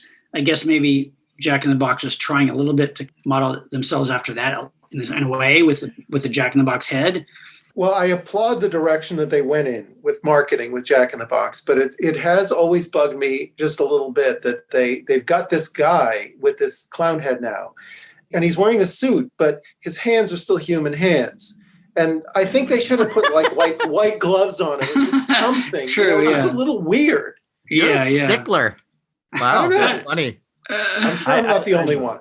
No, I love it. I love the whole look, how he's a businessman, except for the head. He's got the whole clown head. And his voice, it's a great voice. It's a great, relatable voice. Hey, I'm Jack.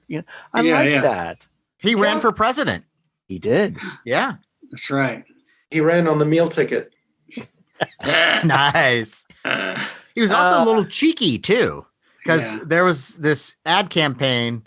Jack in the Box has these bowls that they're offering. Mm-hmm. And his lawyer is telling him that Jack can't say, enjoy my bowls. I remember that. That's great. And I guess critics had some problems with it, but I think it's pretty funny myself. But I have the sense of humor of a 12-year-old. Well, if you remember too, though, McDonald's had a pretty controversial mascot too with Mac Tonight. Remember? Oh yeah, Doug Jones. Doug Jones, which was using the song, the Bobby Darin song "Mac the Knife," which Bobby Darin actually eventually sued over. Did he really? Yes, he did. I think they settled it, but that song "Mac the Knife" they turned it into "Mac Tonight." It was this crescent moon face on like a kind of crooner piano guy, and yes, it was Doug Jones who played him, and that was a pretty popular campaign for a while.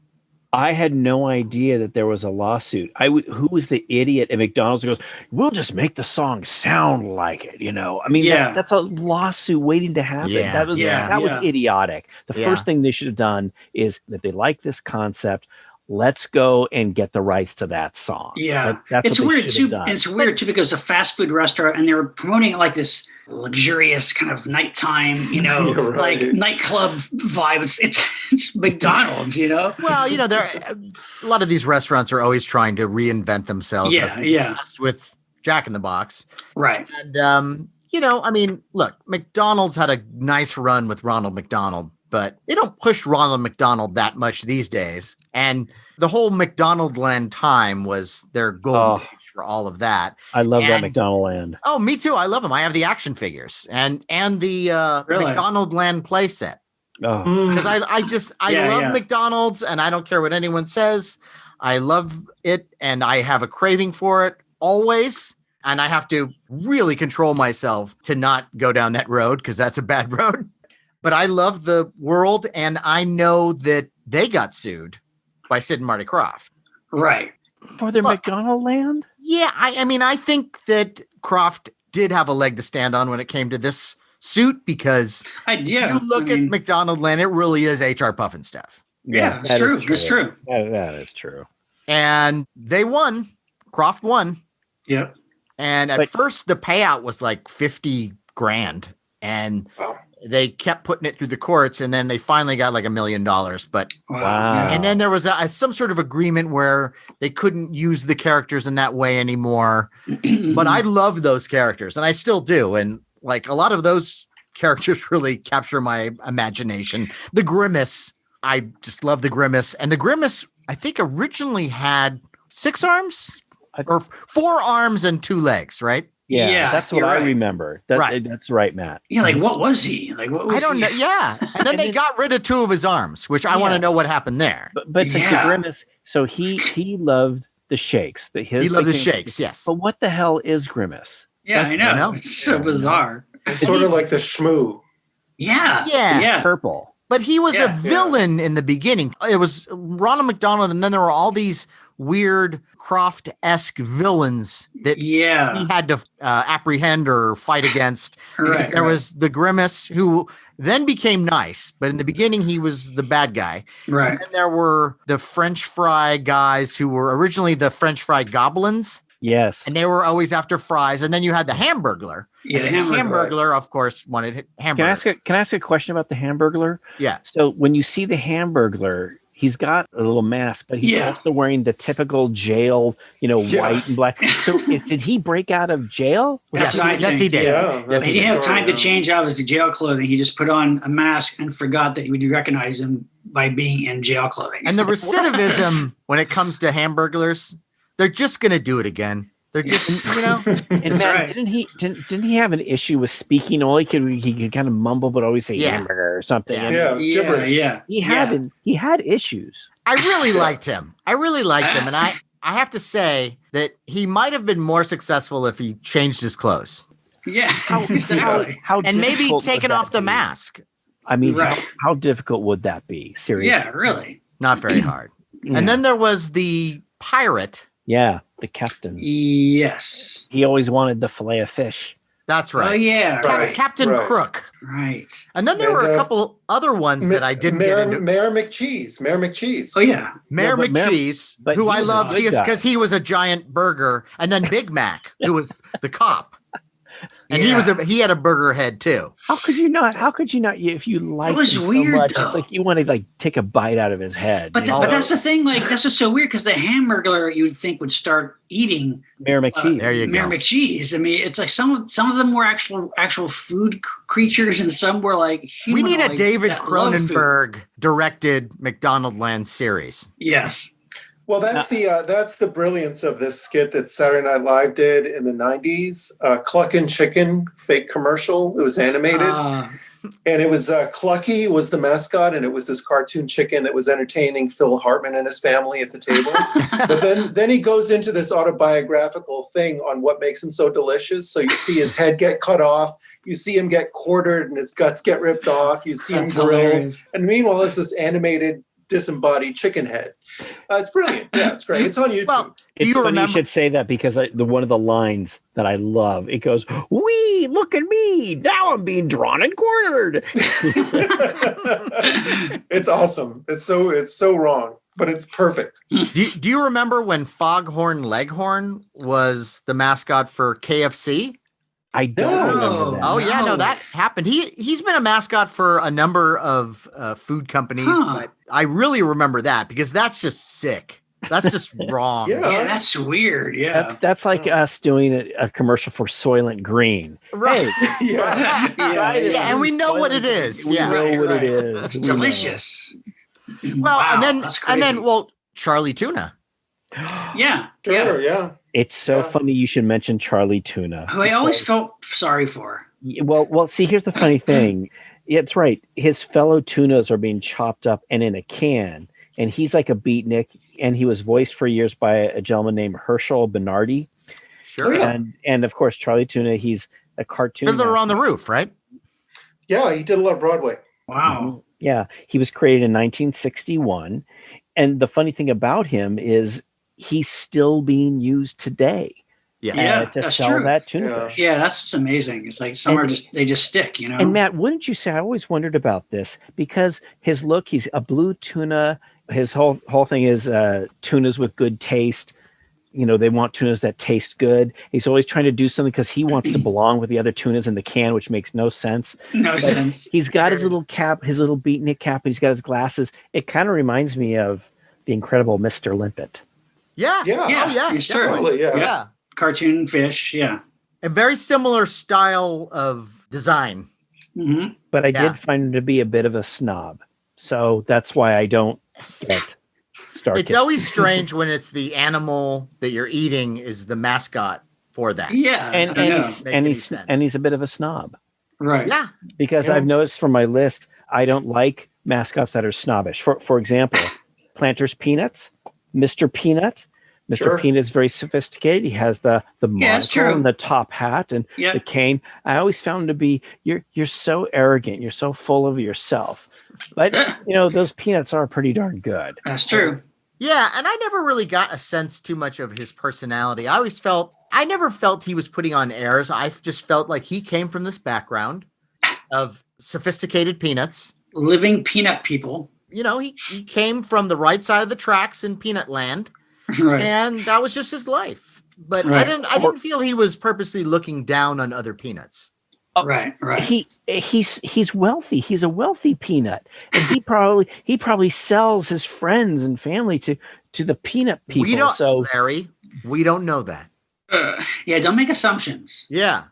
Look, I don't want you to say something and then people listening will go, is that what happened?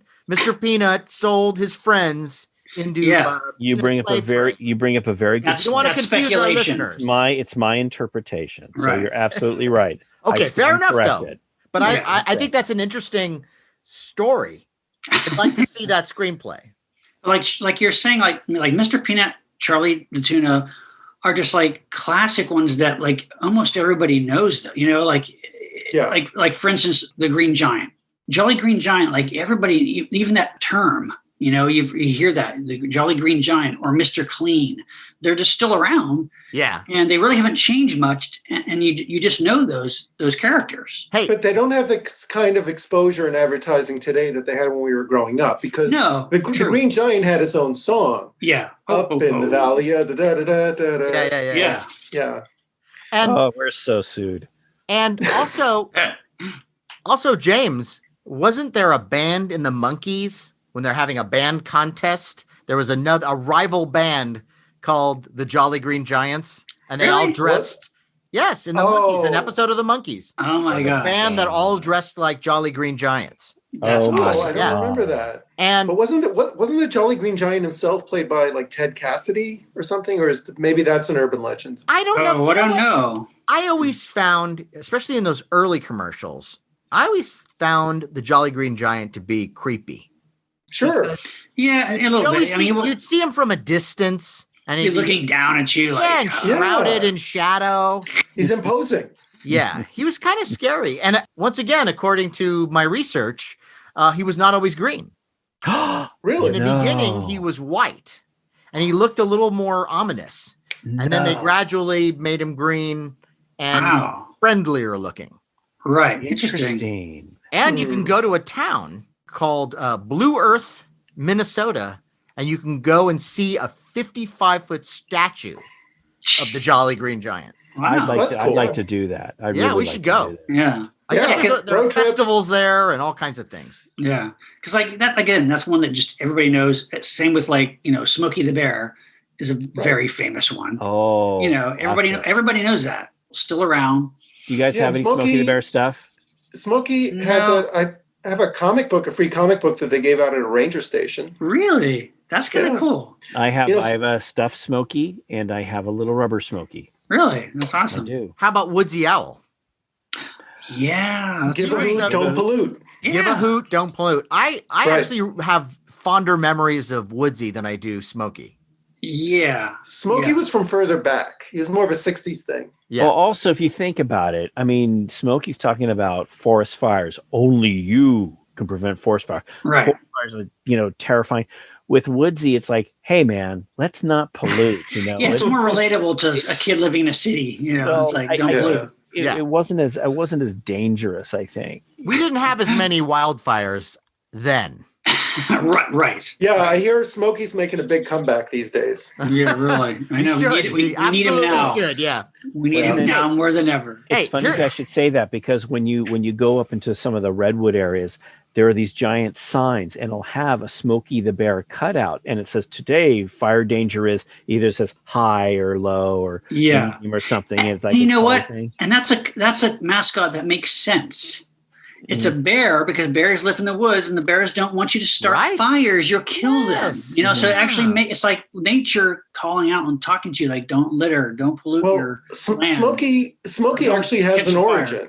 Smokey has a story, a backstory that I don't know whether or not it's true, but legend has it that it was a bear cub that climbed up a tree during a big forest fire and survived. That is true. And then, yes, and then became the mascot. Wait, so a real bear? Yeah, it's a real bear. It was a bear cub, and his little paws were singed. And there's actual footage of them bandaging up the little bear. Yeah. That's amazing. He basically spent the rest of his life in a zoo, kind of in a cage. But that's another story. Well, now wait a minute. Wearing this hat. I think we love horror, and if you really want to stop people from starting fires, let's make Smokey a real bear. Yeah, really. Ooh. And it's like prophecy. Yeah, really. So he's this horribly damaged, burned bear. And he comes out of the woods whenever you're, in your campsite and the fire going. He comes out of the woods and just slaughters everybody and then puts out the fire. Yeah, that's great.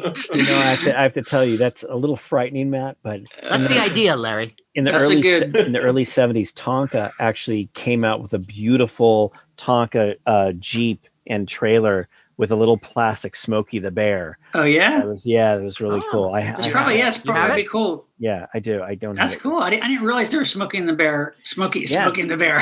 Smokey and the Bear. Smokey the Bear. Smokey Bear collectibles. That's there pretty are cool. a lot of Smokey the Bear. Yeah, I would assume there would be. Yeah, that's cool. That makes sense. And one of the first Rankin Bass specials was the story of Smokey the Bear. Really? Like on a television special? Yeah, it's lost now, but yeah. Wow. James Cagney voiced Smokey. What? Yeah. Wow. One of my favorite mascots, and this is one that really occupies a warm place in my heart, and that is Don Rickles as the Anso 5 worry-free carpet. Do you remember these commercials? No, I don't. Oh, yes. This is like 1987 to 1988 in that area. And Don Rickles is a face inside a carpet. Oh my God. So you look at the commercials, it's just, you see this face sticking out of the carpet, and then you see like an ice cream cone drop, and he's like, oh, Jesus, here's the kids are dropping stuff on me now. And then there's a bottle of wine, like, oh, now she's gotten into the wine. Great. And That's hilarious. He calls you a hockey puck, and it's just, it's awesome. And they did a number of them, and it's Rickles doing his Rickles thing. But yeah, cool. And when I saw that commercial, I was jealous because those are the type of commercials. I've done some commercial work in my day. Right. And I would have loved to have done anything like that, where I'm a carpet or like to be like one of the, speaking of mascots, like the Fruit of the Loom guys. Yeah. I'd love to do anything like that. Yeah, that's true. Yeah. The Fruit of the Loom. So there's the grapes, there's an apple. Yeah. What are the others, Matt? There's an autumn leaf. Really? That's one of them. And then there are red and green grapes. Okay. Yeah. So for those too young to remember, the Fruit of the Loom underwear had little tags that had these little fruits on them. And the commercials, these little things came to life in life size and shocked the hell out of anybody who was sitting in their living room. Yeah. There's 4 guys in these fruit costumes. Right.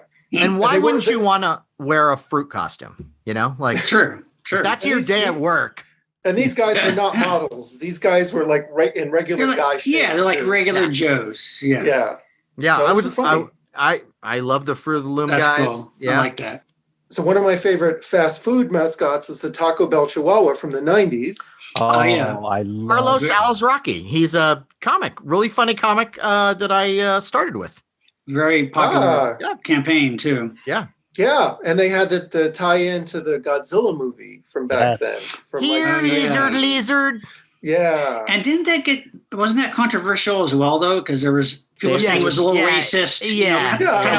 No. Yeah, like the Frito Bandito. Yeah, well, the Frito Bandito, they might have something. That's different. But I think one of the things was this little dog, which is kind of like a Hispanic dog, and it doesn't seem like he's very smart. Then they did that one commercial where the little dog walks by the TV and Jeopardy is on, and they go, "What is?" And the little dog turns and goes, "What is a logarithm?" And then they goes, "You're right. It's a what is a little," and then the little dog goes on to show that the dog is very smart. I'll never forget that. That's hilarious. But I love funny. that little Chihuahua. It was cute. It was and very this little cute. line here, lizard. I purposely went out of my way to go to Taco Bell because of that Taco Bell. But the brilliance of that. I have several of those little dogs. When you press the bobblehead.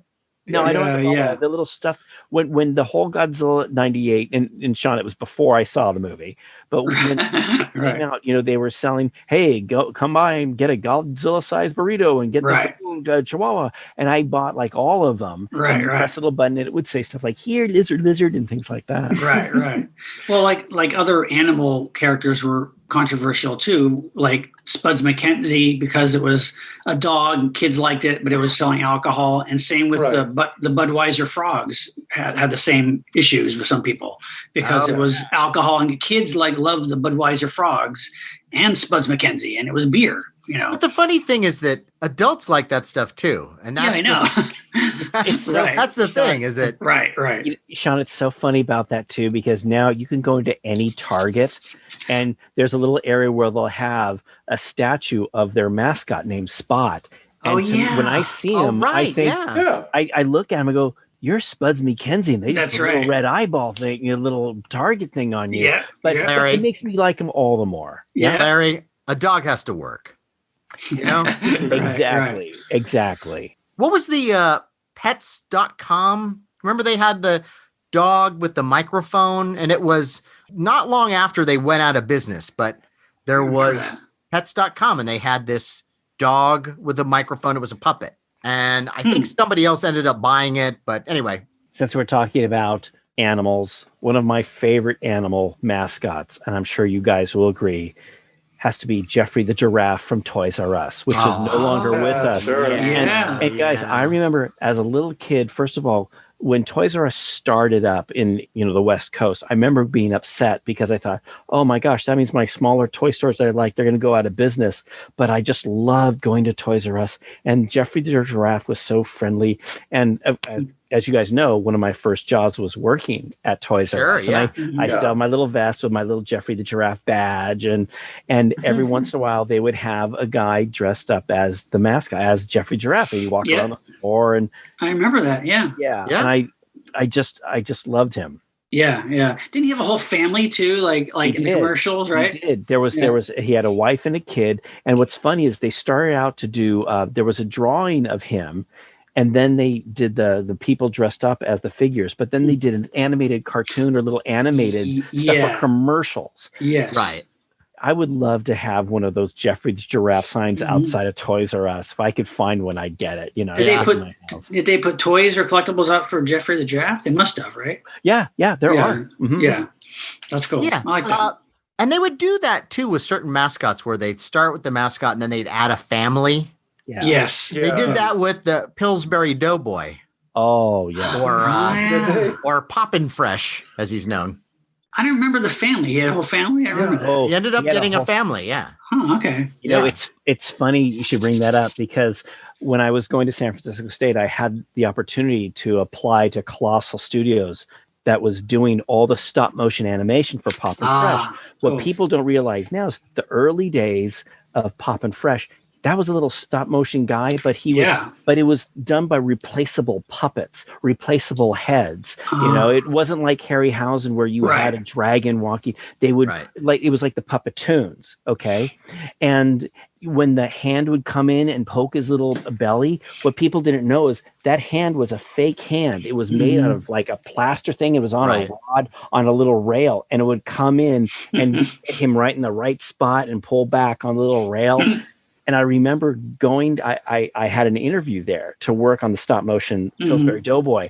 And when I got there, I'm in this waiting room, and they actually built like an altar, I want to say a sacrificial thing. They built like a giant altar to the Doughboy, because Colossal made a ton of money. I'm sure. Doing all these Pillsbury Doughboy commercials. But then once computer animation came in, it all went away. Yeah. I was never crazy about him. Well, it's funny, Sean. There are little rubber figures. Oh, I'm sure. The Pillsbury Doughboy family that you can collect. I always felt that one other campaign mascot that kind of tried to be like the Pillsbury Doughboy but failed and just came across as weird and creepy was the Hamburger helper hand. Yeah. That was odd. It was just like what? You're talking with a hand with a face in the palm, like what? And you're making hamburger, like what? I don't know. It was just weird. You should not have a face in your hand. There's so many things to go wrong. Or right. Well, in the hands of a foul comedian, I'm sure he could come up with something about that hand. Yes. Thank you, Larry. No, I didn't mean you. Speaking of the stop motion thing, another favorite of mine was Speedy, the Alka-Seltzer mascot. Oh, yeah. That's an old one. Who was originally conceived by George Powell. Oh, cool. And designed by Wally Wood, the famous Wally Wood, who did all the EC comics. Really? Oh, wow. Yeah. Wow, that is cool. And he captured my imagination too, because I just had this urge to kill him by throwing him in water, because his body was an Alka-Seltzer tablet. That's true. Well, while we're on the topic of animation, there was a huge campaign that was incredibly successful for the California Raisin Advisory Board. Oh my God. Of course. Huge. Yeah. That was big. You could not get away from those guys for a while. I mean, didn't they have a cartoon, a Saturday morning cartoon? Yes. It's funny you should say this, because when I was in that animation class, by the way, my animation instructor told us one of the issues that they had with these. The Raisins were actually claymation animation that was done by Will Vinton Studios, and he designed these. Now, the Raisin people, they weren't sure what kind of look they wanted to go, whether it was regular animation or the stop motion animation. And the problem with the cell animation that they did a test, my animation instructor told us they couldn't get them to not look like dancing turds.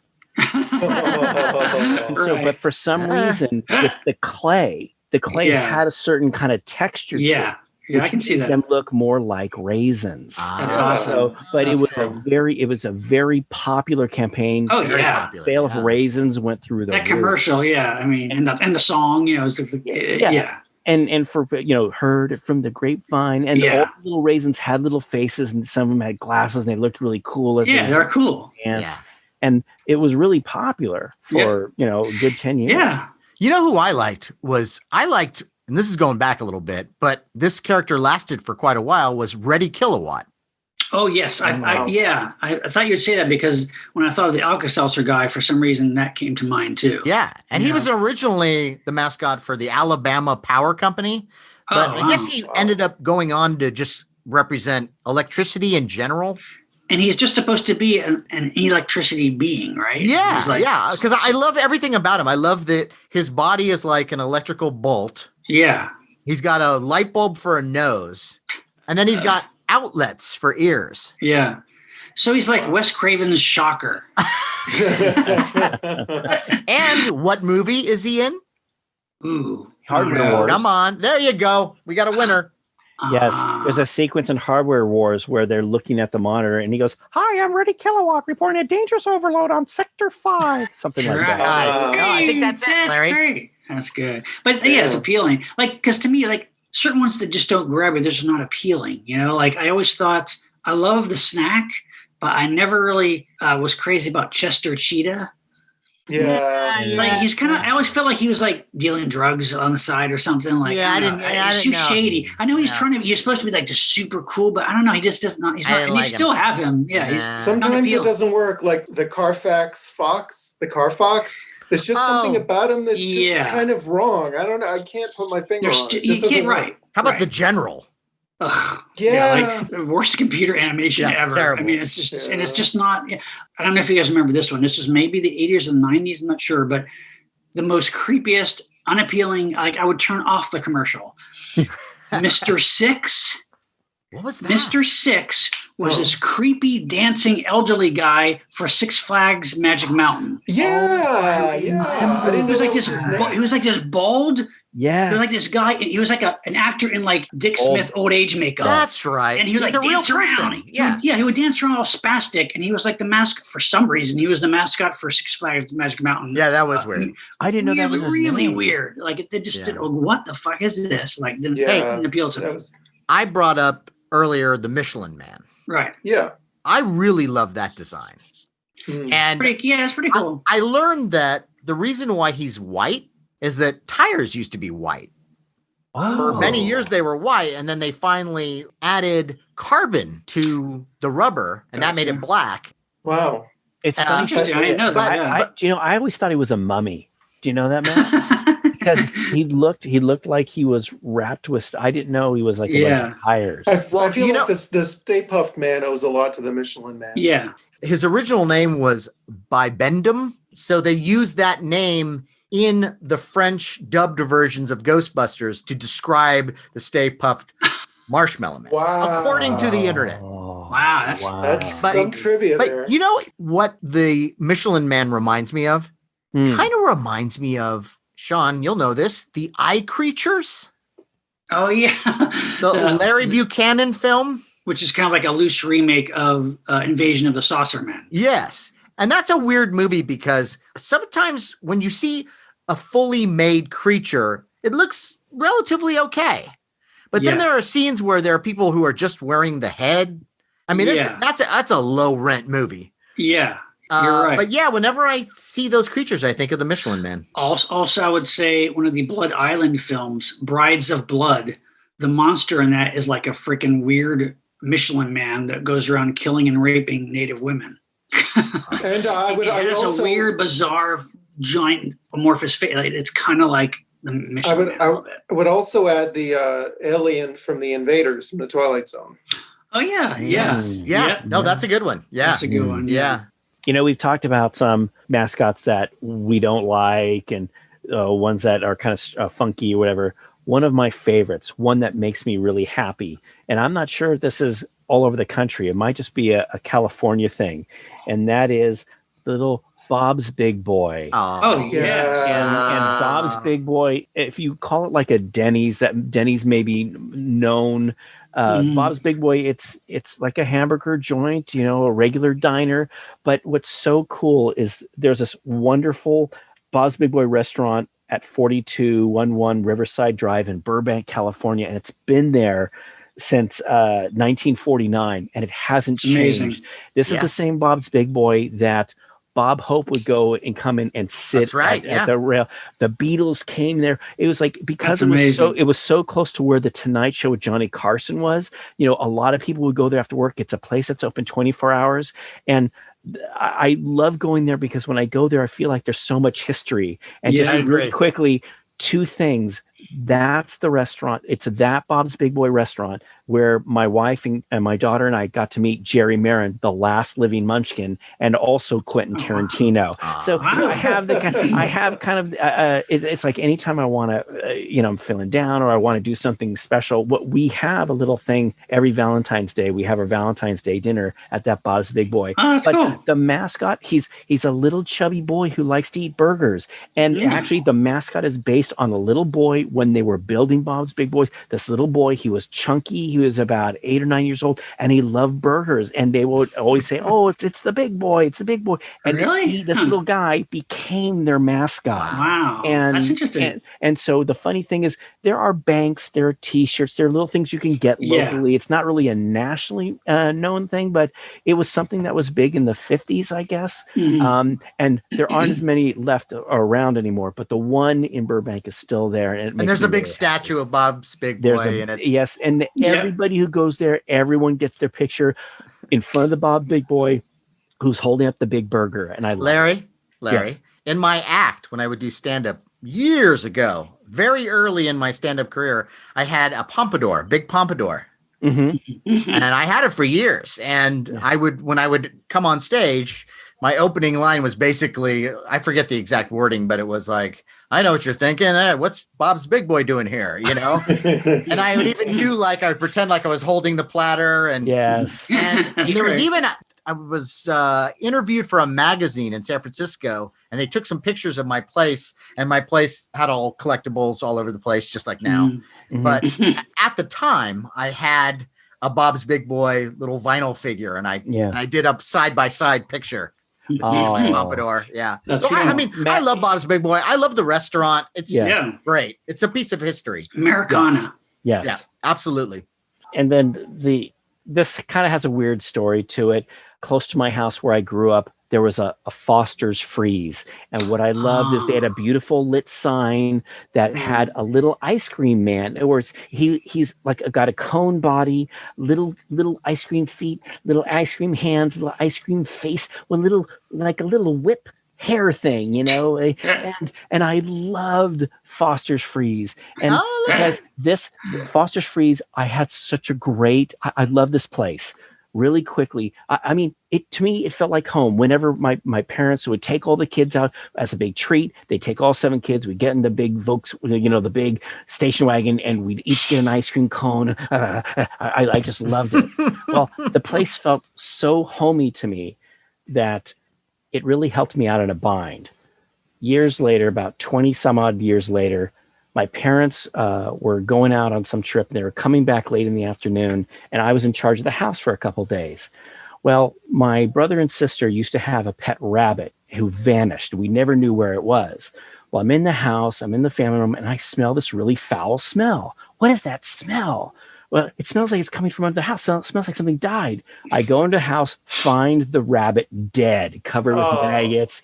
And so I had to go in there with a giant plastic bag, take the dead rabbit and put it in the bag. And what do I do? What do I do with this plastic bag with a dead rabbit in it? I can't put it in our garbage. I get in my car and drive around. I'm going to Foster Freeze. And I put the dead rabbit in the garbage can of Foster Freeze because I felt so good going there. Wow. So wow. I'm speechless. That's I don't know. Bizarre. I don't know what to even make of that story. Yeah. So Foster Freeze has a very special place in my heart. When my parents got home, I told my dad. Drop your dead off there.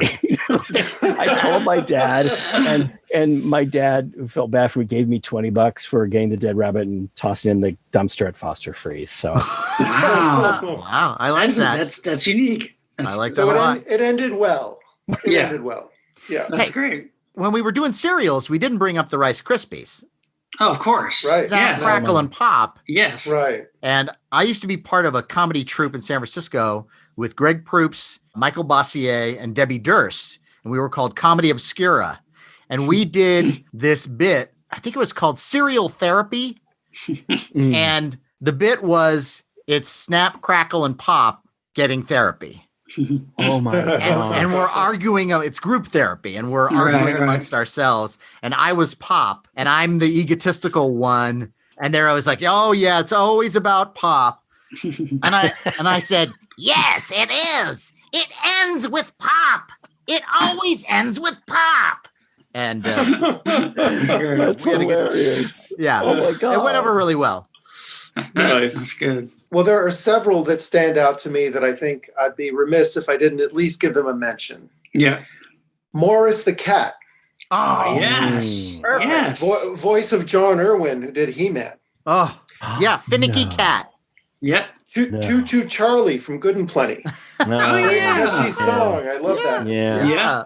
The Cracker Jack Sailor and his dog Bingo. Yeah. Oh, yes, right. I forgot it was named Bingo. Yeah. The Campbell Soup Twins. Oh, right. Yes, Yeah. yes. Oh, yeah. Colonel Sanders.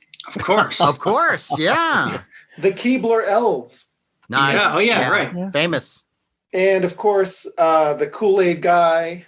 Oh, Yeah, we've talked about Mr. yeah. Kool-Aid Man. Yeah. Yeah. And his nemesis, the Hawaiian Punch guy, whose name is Punchy, I found out. Yeah. Yeah. The RCA dog who curiously looks at the Victor phone. His name is Nipper. Yeah. RCA Nipper. Nice. Nice. More recently, the Geico Gecko, of course. Yeah. Yeah. Yeah. You know, insurance companies have just inundated us lately with commercials. It's like, ah. And another one lately that's CG that doesn't work for me is the lactate cow, which it's just, there's something really just kind of off and creepy about it. You know, this cow that's having breakfast with these lactose intolerant people, and it just freaks me out. I thought for sure you were going to bring up the Merbetric bladder. Remember the bladder? The bladder that walks around that it's always tugging at the lady. Oh, yes. Yeah. Like, what the hell? Well, now that you mention it, let's talk about, you know, the ball of snot that's in the Mr. commercials. Mucinex. Yeah. From the Mucinex commercials. I kind of like that one, though, because he's so ghastly. Yes, he is. Yeah. But as far as an iconic fictional mascot, Wally the Moose, Wally World from the Vacation Movies. Yes, totally. Which has become, it's for something that doesn't actually exist, it's become a pretty iconic mascot. That's true. And then finally, I want to do a shout out to Mascots, the HBO series from 2016 with Chris O'Dowd. That was funny. I like that. I never saw It was funny, and it was a take on the whole culture of mascots and sporting events, done by the Spinal Tap guys, Christopher Guest and his whole cadre of cast members. Right. And Mascots were created by our friend Ted Haynes.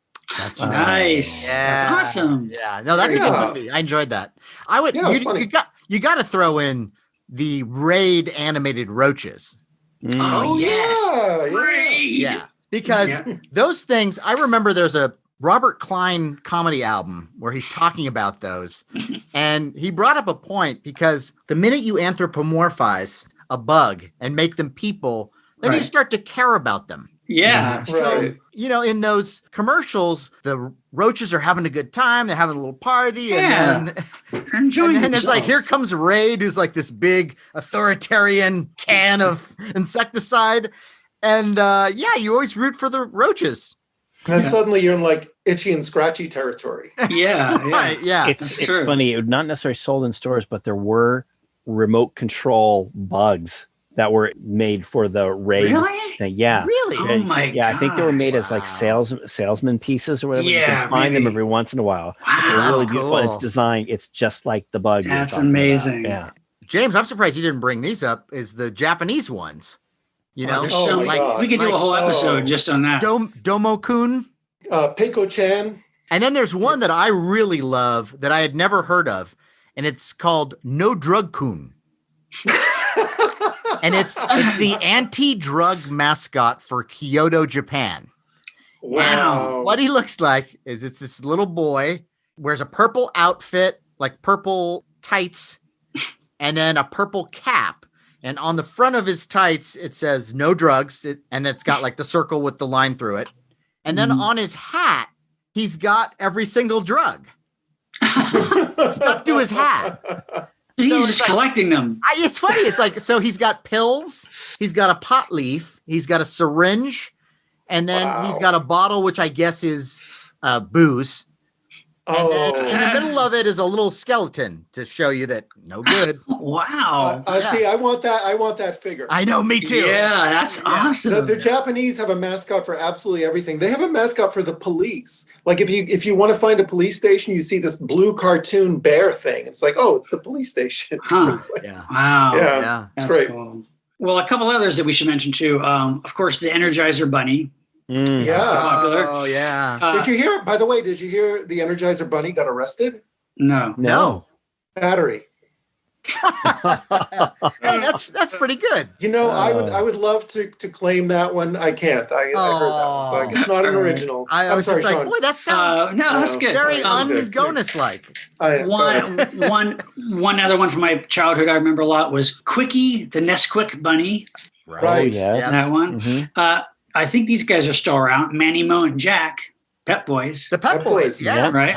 Immortalized in a song by the Dickies. Right. The more recent, which I find very creepy mascot for Burger King, which is just the guy with the immobile face, The king Yeah. face. I find that disturbing and weird. It's a little disturbing, yeah. Yeah. Yeah. But this is one that I remember at the time. This is like the 80s. I did not know about the story though. So I want to read you this thing. Okay. Do you remember for Domino's Pizza, the Noid? Yes, I do remember Yeah. the The noise. Noid was like a little character that like wanted to steal your pizza or something, Yes. right? Okay, Yes. but now this is what I found out about. I did not know about this. In 1989, a schizophrenic man named Kenneth Noid came to believe that Domino's Noid campaign had been created specifically to torment him, and that the villainous Noid was a negative representation of him. Driven into a rage, Kenneth Noid burst into an Atlanta Domino's restaurant with a gun, demanded $100,000, and took 2 employees hostage. While the hostages escaped unscathed, Kenneth Noid himself was committed to a mental institution and the pizza company's Noid character was forever ruined. No, I did not remember that. I remember I think the Noid was kind of like a claymation guy, kind of like the Raisins. I think I remember what he looked like. He was a guy with, I think he wanted to take your pizza. Yeah, he's in a red outfit, and I just thought it was stupid. I just thought I didn't rid like of it it either. It wasn't very appealing, but I did not know about that, and because I do remember that like suddenly it was gone. I did not know it was because of that. That's an amazing. It's pretty crazy. Story. Yeah, that's pretty nuts. Wow. But anyway, that's mine. Well, we could go on and on. Just like the Energizer Bunny. Yes. Nice. Talk about a clean out for this episode. Nice one, Gonis. But we could go on. There are so many more. Yes. There's so many more that we haven't mentioned. This is really fun. We will revisit this someday. And hopefully we'll get our own official mascot in the near future. We're working on it. We know lots of people who can do amazing things with foam rubber. That's true. So look out, world. Time for a listener shout out. Shout out. This goes out to young Vincent. Shout outs, they're great. This goes out to young Vincent Hickey in Cumbria, United Kingdom. Cool. Vincent Hickey. Whose dad, Carl Hickey, is a new Monster Party listener. Wow.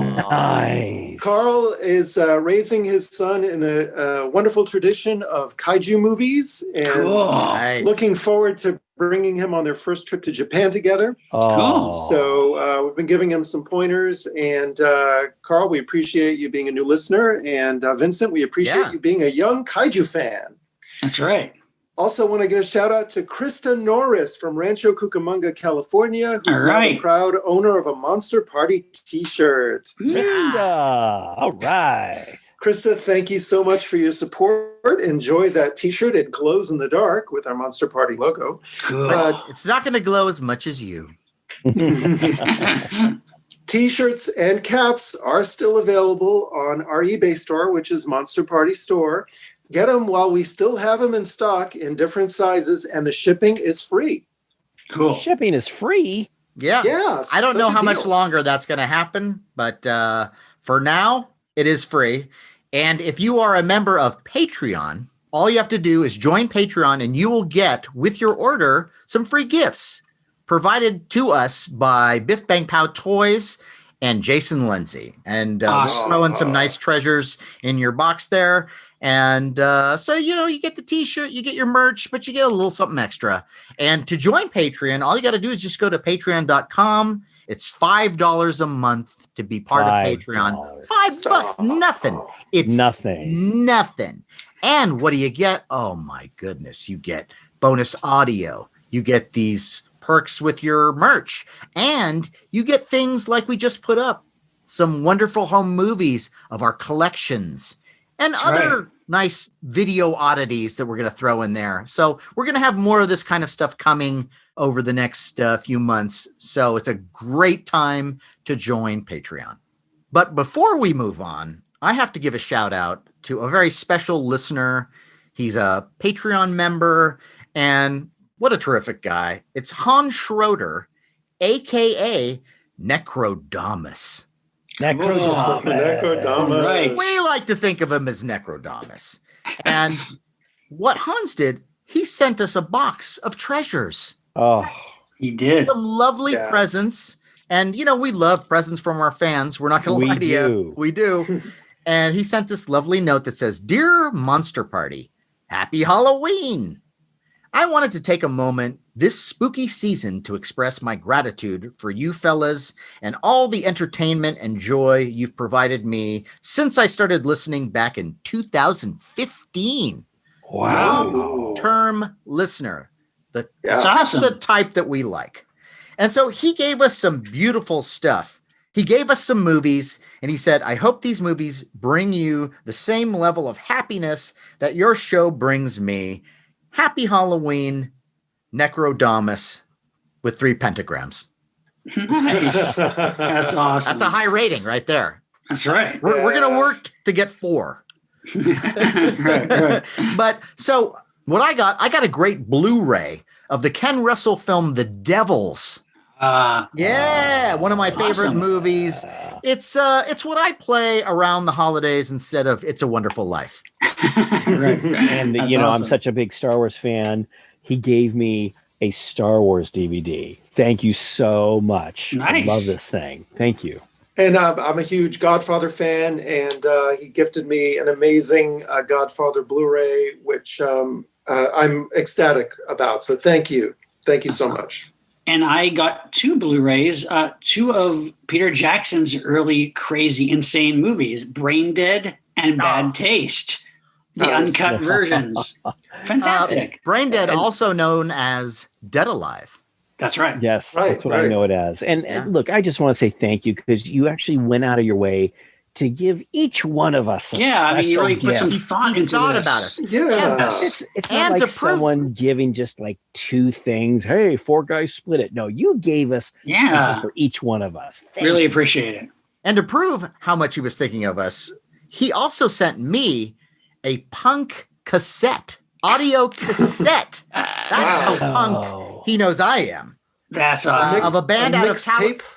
Well, it's not a mixtape. It's a band called Duckus out of Tallahassee, Florida, which he says fun, but very socially angry. Just the type of punk I love. That's right. So thank you, Necrodamus. We love you, and we love our presence. Yes. Thank you so much. And yeah, it's, believe me, every little bit during this time helps. Yes. And happy Halloween to you. Yes. Yes, indeed. And hey, let's remind our listeners that you can find us on Facebook and YouTube at Monster Party TV, our Twitter handle at Monster Party HQ. Instagram is also Monster Party HQ. And whatever platform you're listening to us on, please take a moment and write a review. We would love to hear your thoughts, and we will read it on the air. Oh, yeah. Because we love reading. On the air. Yeah. Reading is fundamental. It is. Where's that mascot? On that note, I am Matt Weinhold. I'm Shawn Sheridan. I'm Larry Stroth.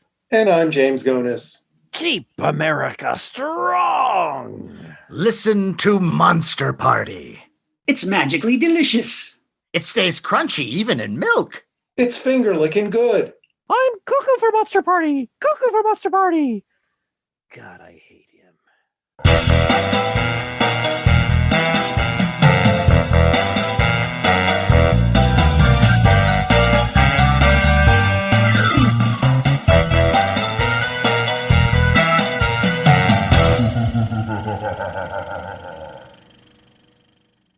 All right, here comes Larry.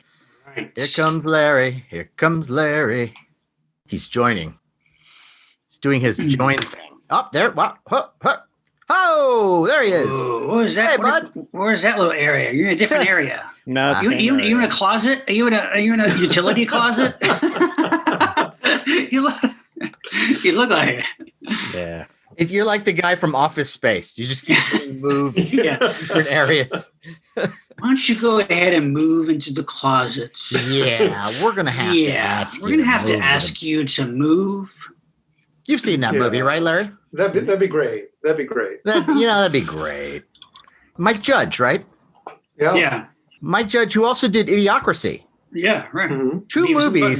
Two movies that are considered classics now. Yeah. When they came out, it was like nothing. No, what is he doing nowadays? I mean, I know he did King of the Hill after Beavis and Butthead.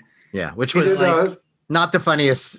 I never watched King. I never got into it. Never got into it. He did Silicon Valley on HBO for a few years. Oh, there we go. Oh, that's right. Okay. Yeah. Which I never watched that's either, right. but yeah, okay. And now he's bringing back Beavis and Butthead, apparently. He is? Oh, Yeah. Why not? Well, it's very similar to Sons of the President, I guess. That's why. Nice. They should do a live Seen that? They should do a live action. I don't know what is that. Oh my God, you're right. They should do a live action version. One has actually be blonde funny. hair, slick back. One has brown hair, slick back. Oh yeah, you're right. And They there's are this Beavis and comparison. Well, so just let you know, Matt, I seem to have some kind of Delay thing. yes. Maybe it's not a big deal. It's cool. It feels like CNN, you know? Yeah, Okay. Yeah. Okay. So the other day, I decided, I really needed some red wine. So I figred, why don't I start drinking a lot of this wine that we have lying around. So I went to have why not? Yeah, Vampire Merlot. Cool. Where'd you get that from? Well, I don't know because it's from 1995. And I'm thinking I'm gonna have some Merlot. It's a good year. Really? No. Just did it go bad, or is it just a bad? I think it went bad because there's little crap. So the blood all if there's congealed. stuff on the bottom, it's usually not. Yeah. I mean, a little but bit. It has a cool label. Bottle's cool, yeah. So then I did a second bottle of wine. Same thing. Within the same hour? Yeah. No, within the same couple minutes because I tossed that. Then I did a third bottle of wine, which was actually from my brother. I don't remember it. It did. Oh, so far it's a great story. It's called Bitch. It was called Bitch wine. What? Who gave you that? Yeah. Maybe my sister. I don't know. But again, I opened up and it just. Wow. And I think maybe I put this wine in a bad place or something. But it's I went through 3 bottles of red wine. None of them were good. Where do you keep your wine? And then I had to watch Event Horizon. For God's sake! All right, okay. So, okay, you don't like it, fine. It's like move on. Well, go watch something you like. Whoa, wait a minute. Hold on now. Whoa, Sean. This is what we do. This is what we do, Sean. Yes, I just don't want to go too late tonight. Okay, so all right. So we can't talk about the debate, and we can't talk about can't talk about that. Let me just. We always need a little bit of extra. So let me just say this. Okay, yeah. Okay, go. We'll start fresh. As much as you didn't like it, it certainly isn't the movie that I'm gonna defend with all my might. Well, no, but both Sean and I do not think it is the greatest film ever made. No, I never said that. But we enjoy it, and sure, it might not be the paradigm of good screenwriting, but there's a lot of very spooky, weird things that happen in it. It's like a little trip through hell. And it's a novel concept. Yeah, but I could understand how somebody might not like it, and I've heard other people not like it, who I respect. How do you like that? It's weird. I don't know why, though. It's not anything so... There's nothing... I don't know. Whatever. I enjoy it. It's one of the few examples of a really good balancing of sci-fi and horror, I think. I enjoyed it. But here's a question regarding like the wine and watching movies. Like if you get a little bit looped before watching a movie, do you think that affects your ability to critically appraise a movie? If you drink a bottle of bitch, maybe you should go right into This movie is stupid. Oh, I no. like this movie. No, I think the wine would have helped me enjoy it more. I was so irritated by doing 3 bottles of wine and none of them were good.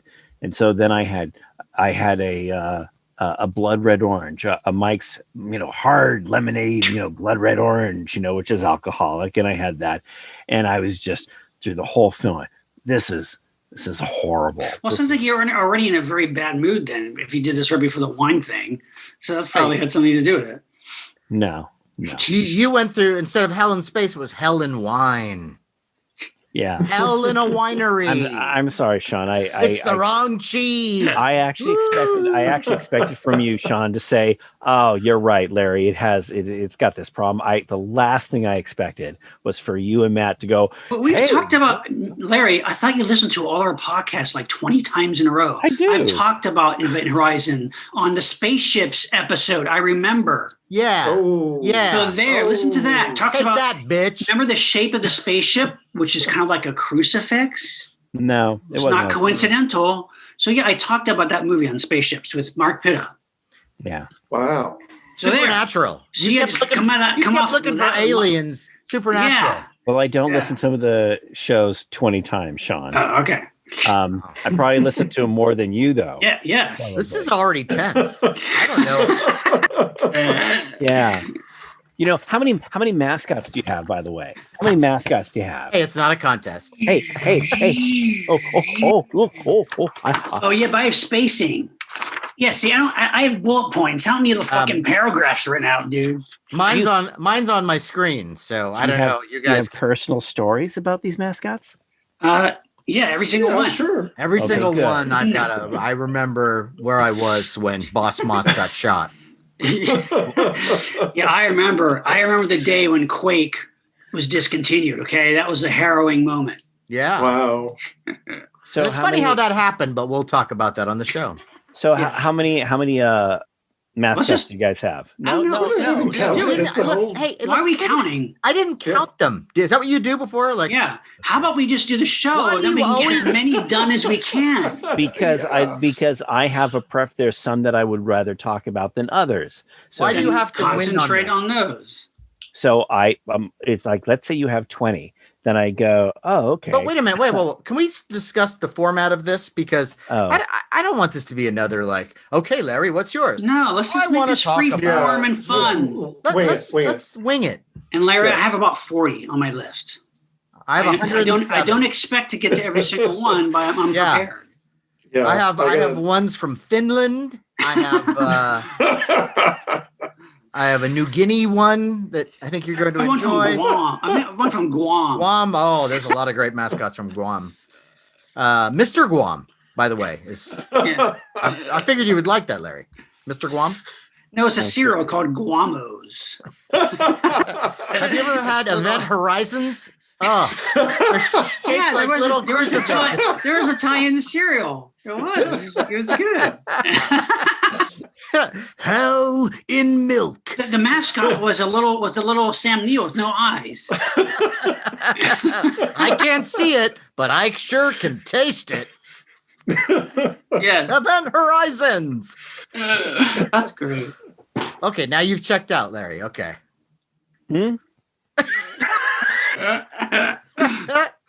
See, now we're having fun. Now we're back. Yes. Yeah, loads of fun. What happened? All right, let's go. So what now? Are you upset that we're not going to do it? Each person's going to give a dissertation on what was the format that you're what did you think was going to happen? No, whatever you guys want to do. Whatever you want to do. Okay. Go ahead. Let's go. I'm ready. Okay. All right, let's have fun, everybody. All right. Yeah. All right, fuckers. All right. Is it we're just going to do mascots, period? Mascots. Not like mascot mania. No. Okay. Monstrously malevolent mascots. Oh, Jesus Christ. Okay. All right, Forey. Yeah. On that note, I am Matt Weinhold. Hello? Wait. No, I just thought of something though. What is our watch anything with mascots? We need that. What is that? No, we don't. We don't need that. Oh, we don't? Okay, so just say okay. No, they get it. Okay. Gotcha. We're okay, doing never mind. all these taglines. They understand. They get it. Gotcha. Okay, go ahead. Sorry, go. Fucking asshole.